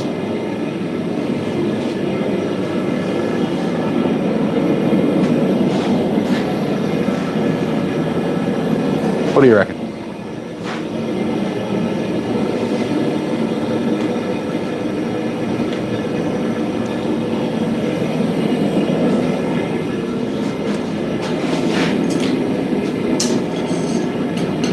Go for the mutton chops. Yeah.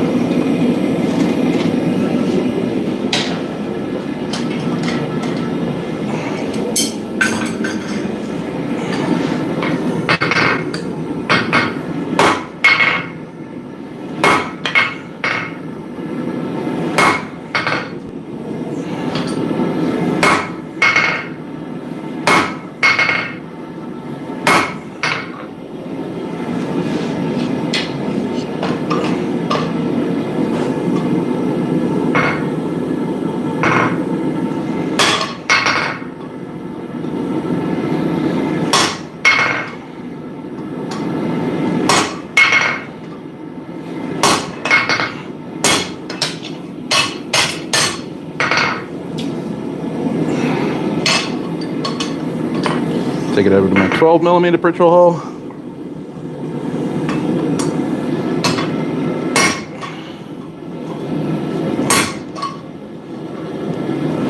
There it goes.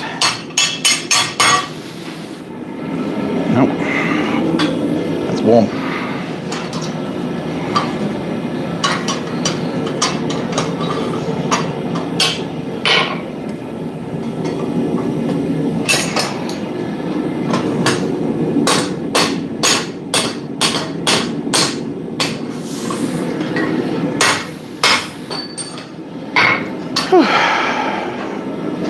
There we go. Hole punched. I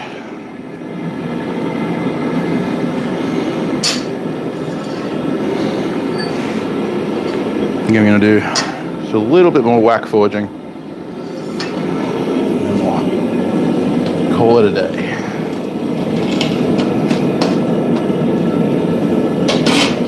I want to curve that back up a little bit, so I'm going to do a little bit of stupidity.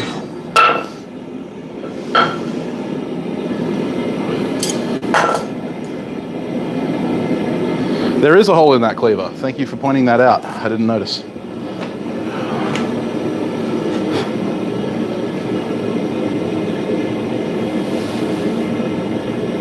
I have indeed, Notrick. It's a very interesting channel.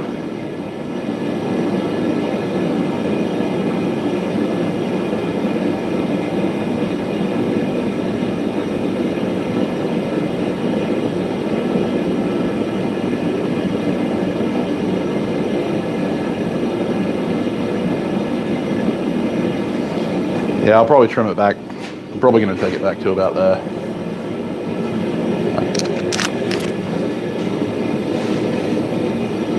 Alloy banding, that's all I'm going to say. Pretty much.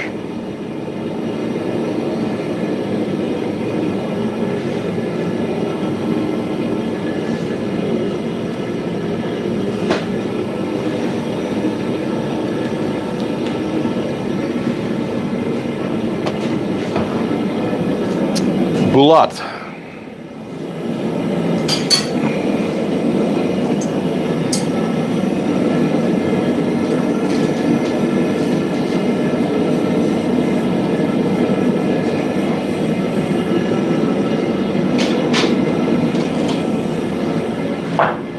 Look, Ma, no brains.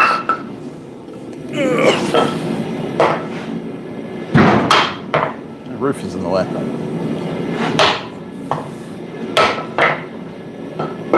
Stay where I put you, damn it.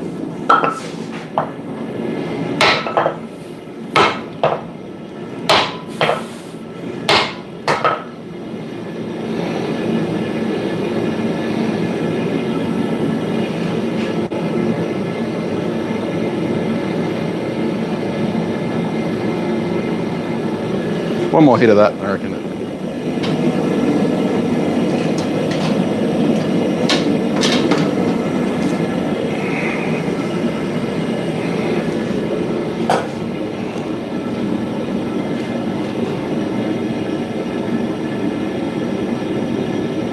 Yes, Wayne, that is exactly what she's saying. It's not really Woots, not trick, it's Bulat. It's a little different.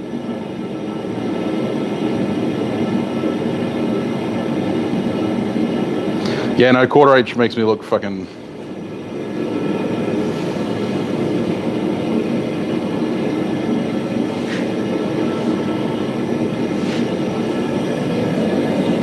Quarter inch would make me look more homeless because I've got a very sparse beard.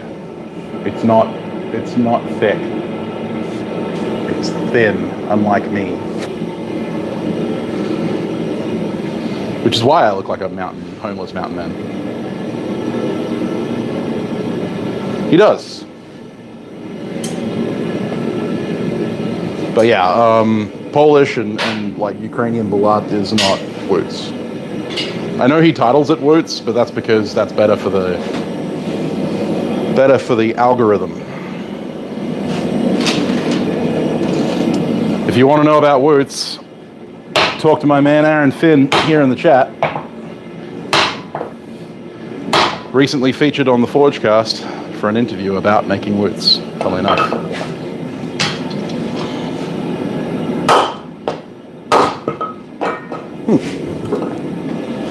Come back here and say that to my face.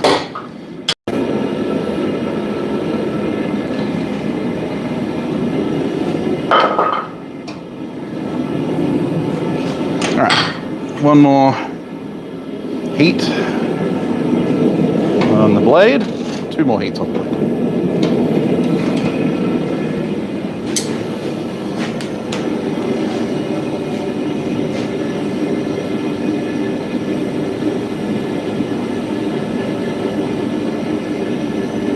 Yeah, and I mean, Peter Burt's channel is really good about Woots. Okay, goes further. It's fine.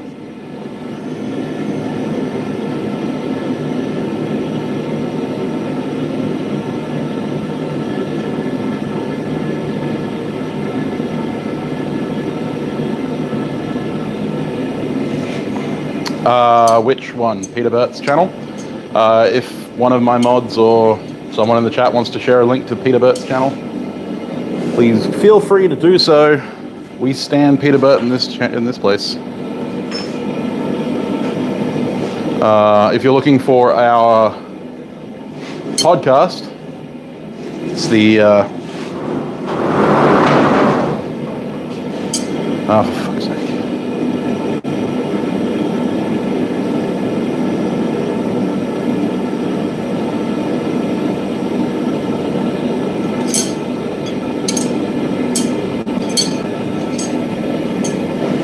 Yeah, they've been everywhere recently.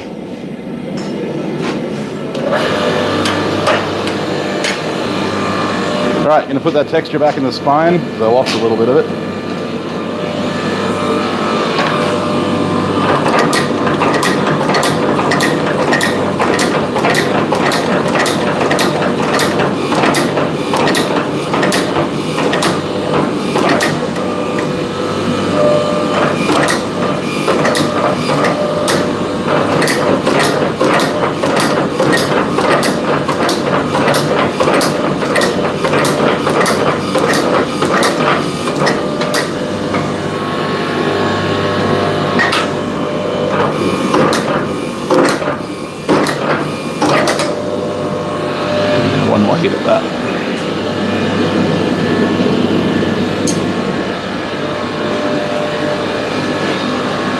Oh, good, Daniel.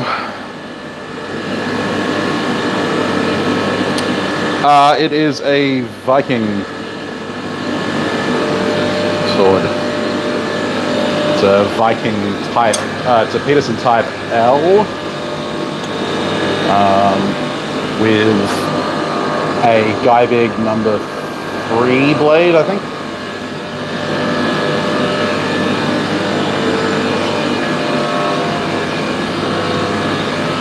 I've like my brain isn't holding on to the typologies at the moment, but yeah, it is a Viking single-handed sword.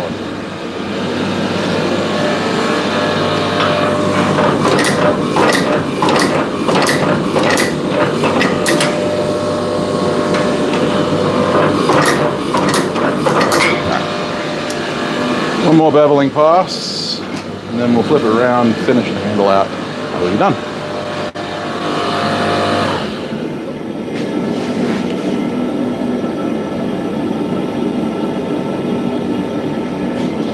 Nor can I, Johnny.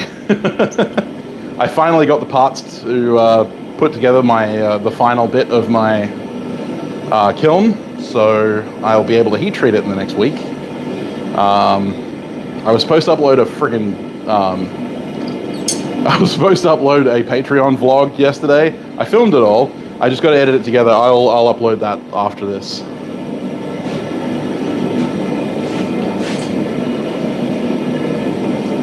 But yeah, if you want to find the Forgecast playlist, then the Forgecast Forgecast podcast. You just look up the Forgecast.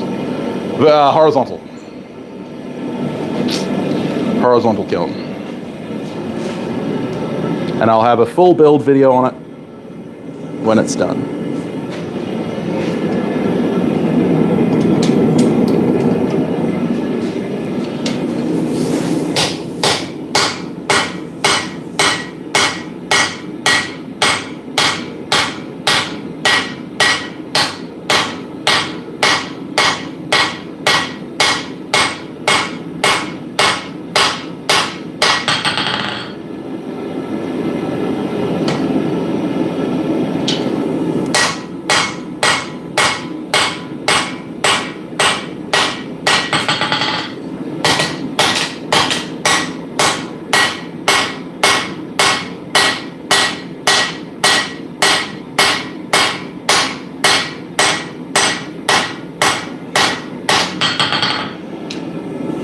I would have gone for vertical, but it's harder to control temperature in a vertical gas kiln.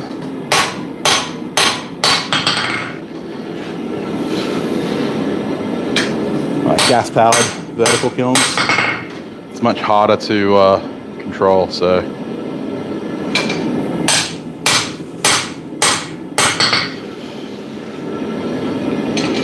Horizontal it is.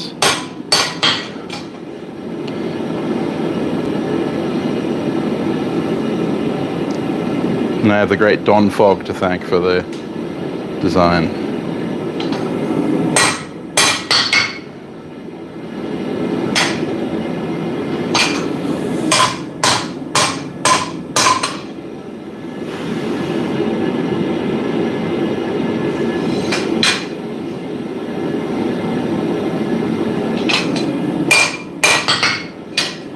God, this is freaking heavy at the end of tongs.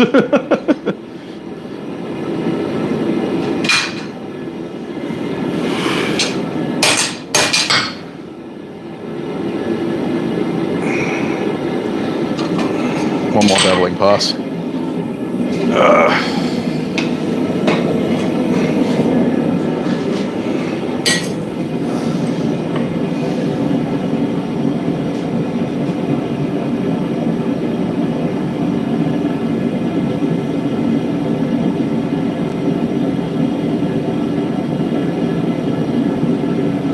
No, I don't get my isowool from Matthews. I get my isowool from the Pottery Barn.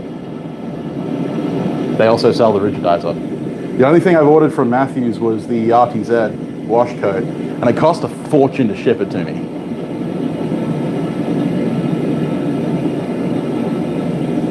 Like the wash coat, the liter of wash coat was like $50. The shipping was $40. It's insane.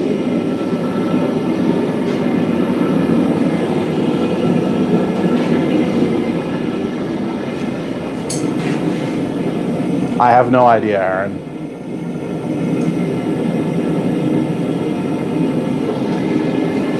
Yeah, it might work. As long as you can get decent heat control, then it should work.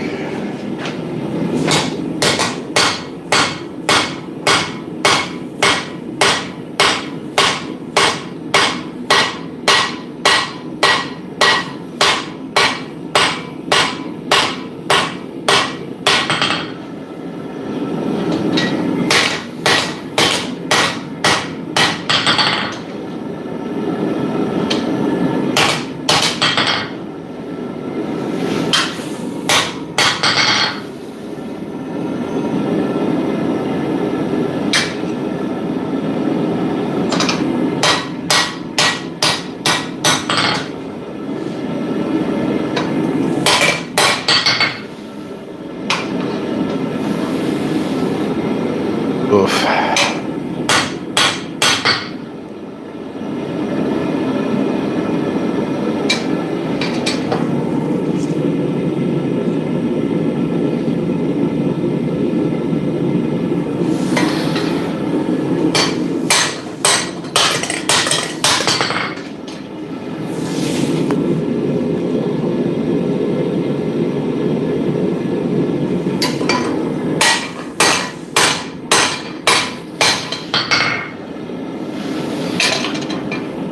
One more straightening pass.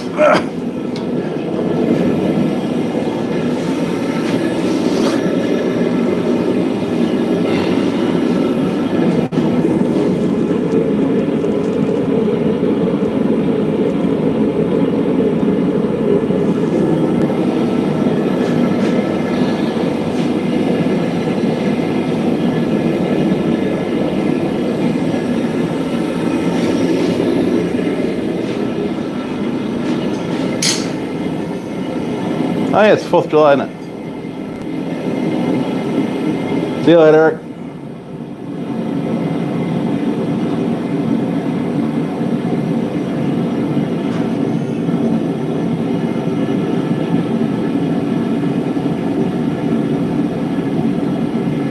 Yeah, I know about that non-track. It sucks.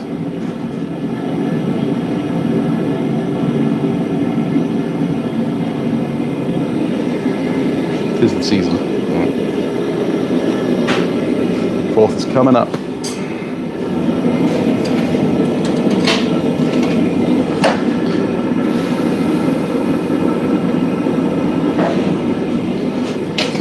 Blade is relatively centered at the handle. Relatively.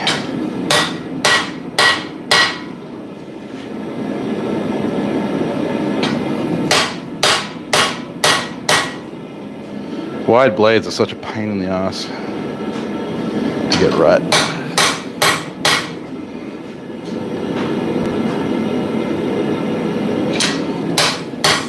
Good thing I have a bit of experience doing musos.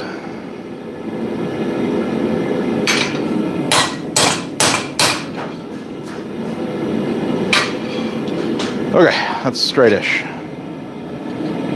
About as straight as me.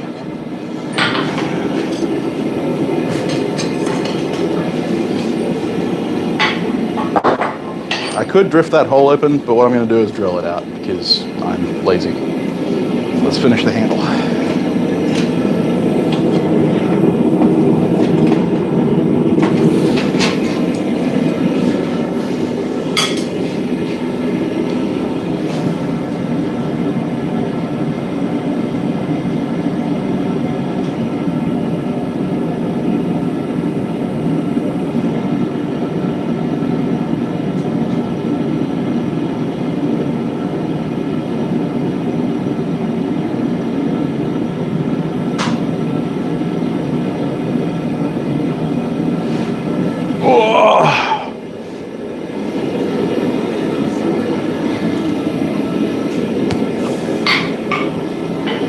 Fuyo.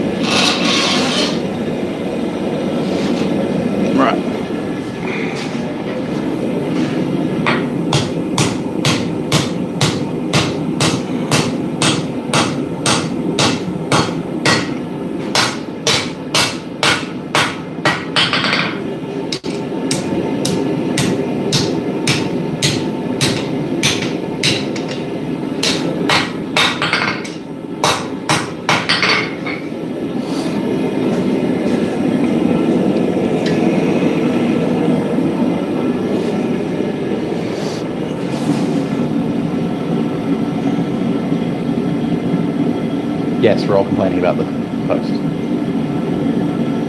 Yeah, okay, I challenge you to fucking...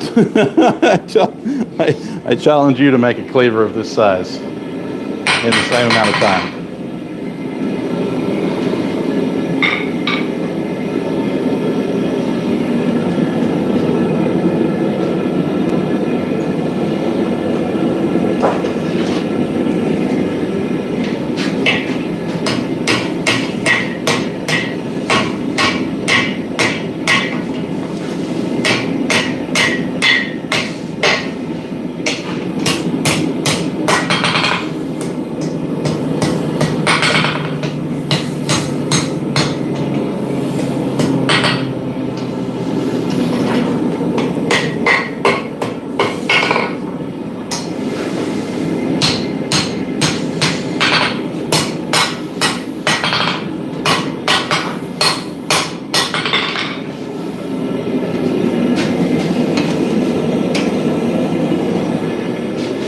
The hanging hole in the blade is more for aesthetics than for...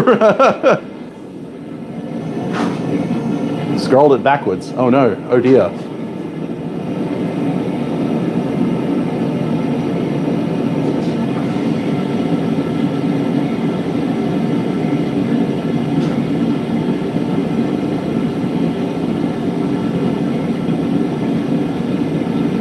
I hope she feels better, Alex. Give her my best.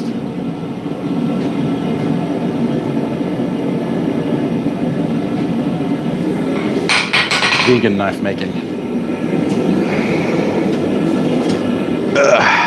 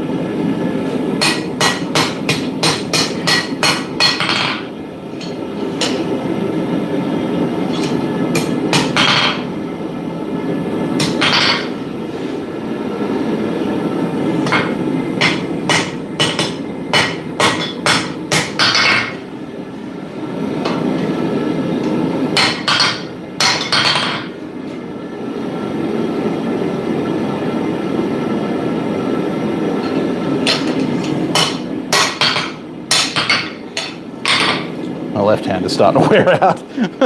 Can't hold it up anymore.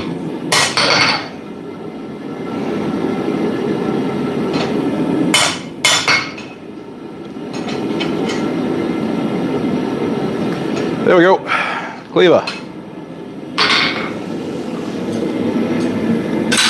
Oh. Whew. Mercy me.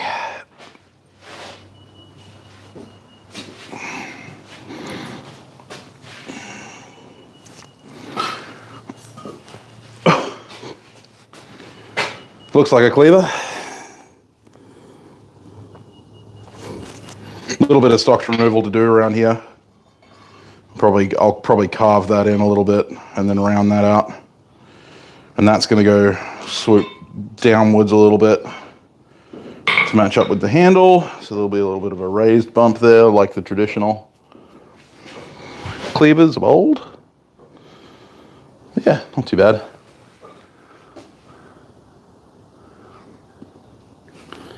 And then you got the hanging hook on the end.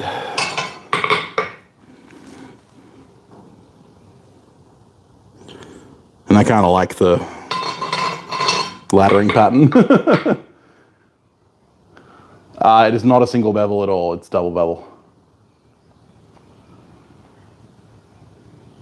No, it won't get a hamon, mainly because this is 5160 and 5160 doesn't take a hamon.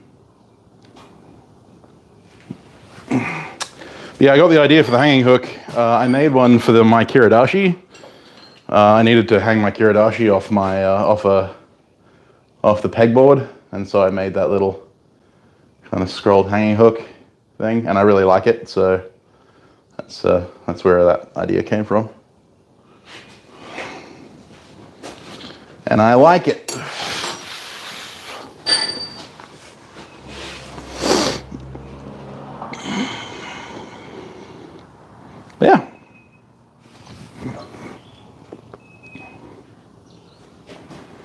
All good, Daniel. Yes, 5160, especially thick 5160, like thick with 2 C's, moves quite slowly under the hammer. Now, I know someone did ask me, I think it was Johnny, how thick it was at the spine.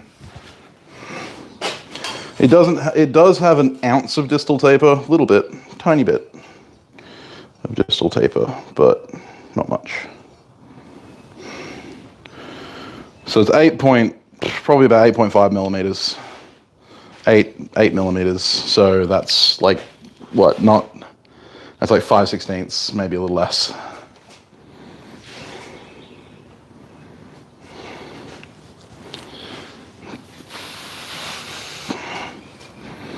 Like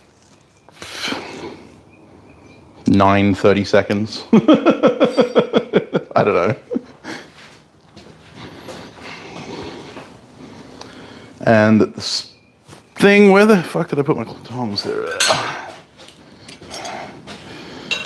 At the handle, so that was at the tip. At the handle, measure the thickest part. That's like a hair over 3/8 of an inch. Yeah, it's about 11 millimeters at the handle. And the handle is all one thickness, so it's all 11 mil. It's a beast. Give me a second, I'll see if, no, where did I put my luggage? No. Will it melt my digital scale if I put it on there? Probably.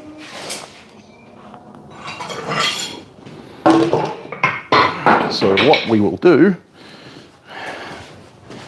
is grab this.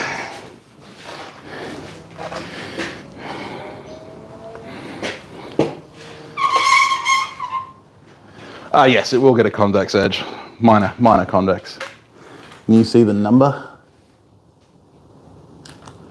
Sort of. It's in pounds and ounces.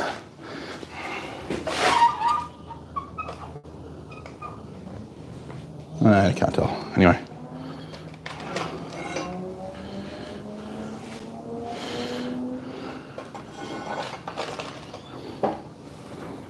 Let's tear that out. Come on. Tear it out.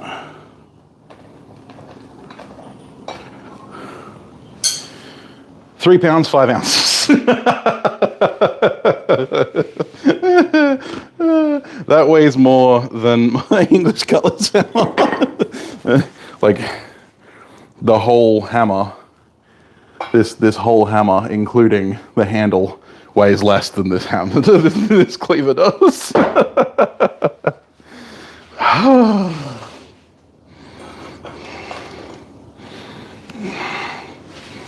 Oh, Jesus.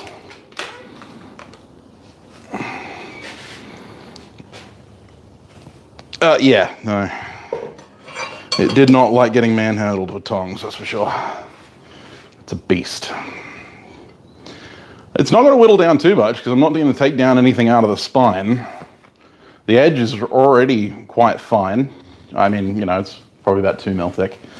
The handle's pretty much staying where it is. I might flatten it out to put scales on. I'll probably remove a couple ounces, maybe 5 ounces in grinding. It's still going to be a 3-pound cleaver. It'll chop through bone, no problem.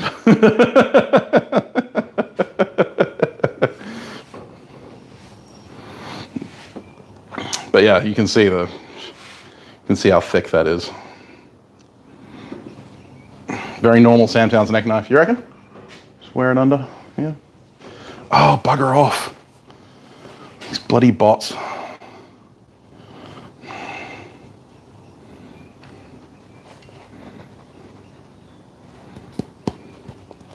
Thank you, Crawford. No, don't drop it on one's foot. No, that would not be advisable. But that'll be probably, hopefully, well, it'll hopefully be finished for the Good Food and Wine Festival. Good Food and Wine Festival in a couple weeks' time. So I have to get a whole bunch of I have to get a whole bunch of cutlery stuff done. I did grind up that Kasumi deba. Oh, it's not a deba. It's a K-tip Gyuto. So yeah, this is all ground up and heat treated, and it didn't warp that much. Like, it's dead straight.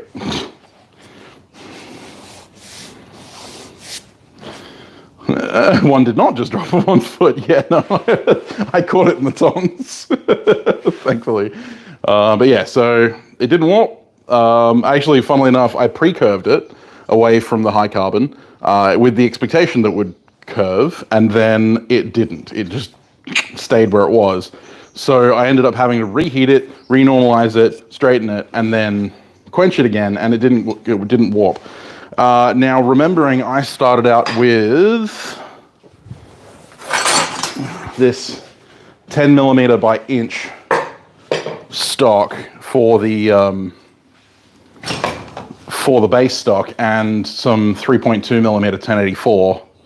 I think that it's just like there's so much mild steel there that it just, wasn't going to warp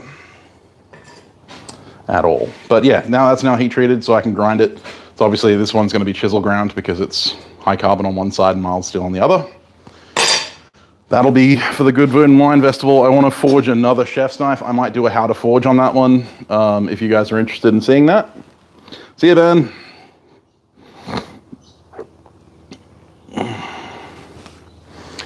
But yeah, I'm trying to do a little bit of kitchen cutlery. It's probably the last time I'll ever do kitchen cutlery, so I may as well make a how-to on those while I'm there. This can count as my how-to forge a cleaver because I don't think I'm going to do another one of those. I will be doing a Chinese cleaver at some point in the future because my wife wants one. Integral, I probably could do an integral. I probably won't do it for the Good Food and Wine Festival. Like with these and the ones that I already have, I'm going to be hard pressed to actually finish them all for the festival, and also work on the sword, and also work on the fucking Roman dagger, Pugio I've got to make. So I've got lots of stuff to do. But yeah, chef's knife I can do, like a standard full tank chef's knife, more like a Sabatier. Fouillot, indeed.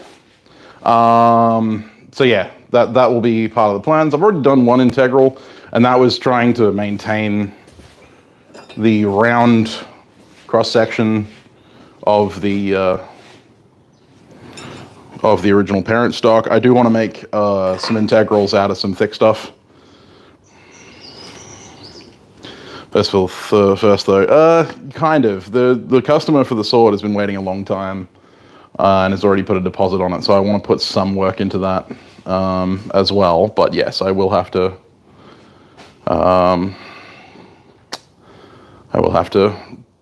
Kind of prioritize the sales, but I've also got some hammers on the run as well. I've got 3 more billets to work on, and I've already got 7 sitting in vinegar right now, waiting to be done. Hey Mark, yeah, you missed it, but I'll give you a preview of what you're gonna see me make. There it is. There's the finished product after 2 hours. Yeah, I gotta catch up. Alex is gonna be done before I even get my bloody sword heat treated. But yeah, so that's the plan. And I have a whole bunch of stuff to do on my Twitch channel now, lots of engraving and inlay and stuff like that, now that I have some new materials to do that with. Hog splitter next week.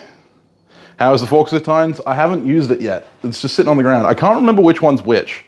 Is it the one with the label on it that's the mild steel, or is it the one that's the long one that's the...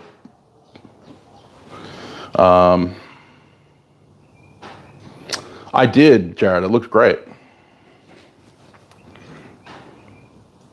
I have not touch marked it yet, no. But when I do my normalizing cycles, I'll touch mark it. Yes, no English cutlass hammers this round, but I do have a very unique style of unique style of Japanese dog's head that I decided I was going to make because I fucked up the punching on one of my one of the billets. So Techron gave me these 2 chunks of metal, and one of them has like what's left of a label on it. And it's like, one of these is forklift tine, and one of these is mild steel, and I can't remember. Have a Luke gray color like that, or because this is all rusted, like this is just rust. It says made in Sweden on it. I don't want to make an axe out of something that's not hardenable, and I also don't want to make a soft face hammer out of a forklift tine.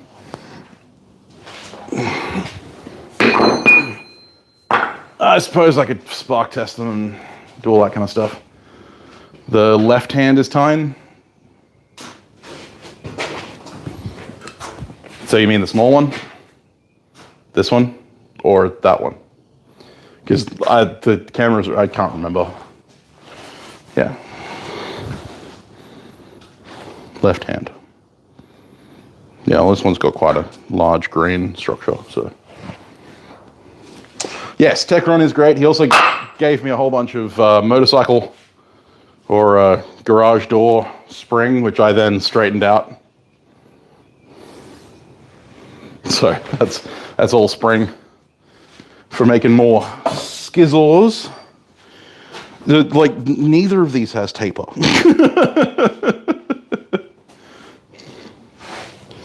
Yeah, label. Okay, cool. So that's the forklift time. Sweet.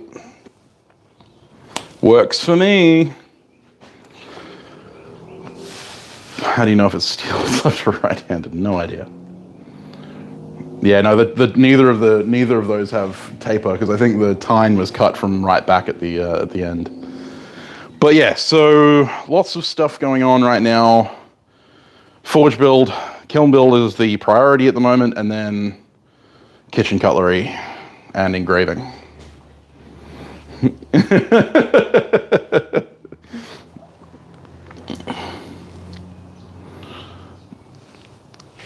I tell the cinnamon tong story better than you? Well, you know. My left, your left, exactly right. You let Alex grind it. Yeah, well, that's it. Yeah, so I hope you all are having a good time. If you're not, then it will get better. And I need to remind myself that as much as anyone else. So anyway, I hope you're all having a good time. And I will be back to uploading very soon. I promise. I mean, promises are pretty hollow at the moment. But now that I've got the kiln stuff all together, I can do that. I will be uploading a Patreon vlog this afternoon. So if you're on my Patreon, you'll get to see that. And I've had some new patrons recently, which is great. So thank you guys so much. You guys do make my life so much easier when it comes to supplying new stuff for the Forge and new stuff for the channel. And I hope you enjoyed this little stream. Anyone watching on the review, thank you very much. Don't forget to hit that like button while you're here, and have a fantastic week. I'll see you next time. Bye, guys.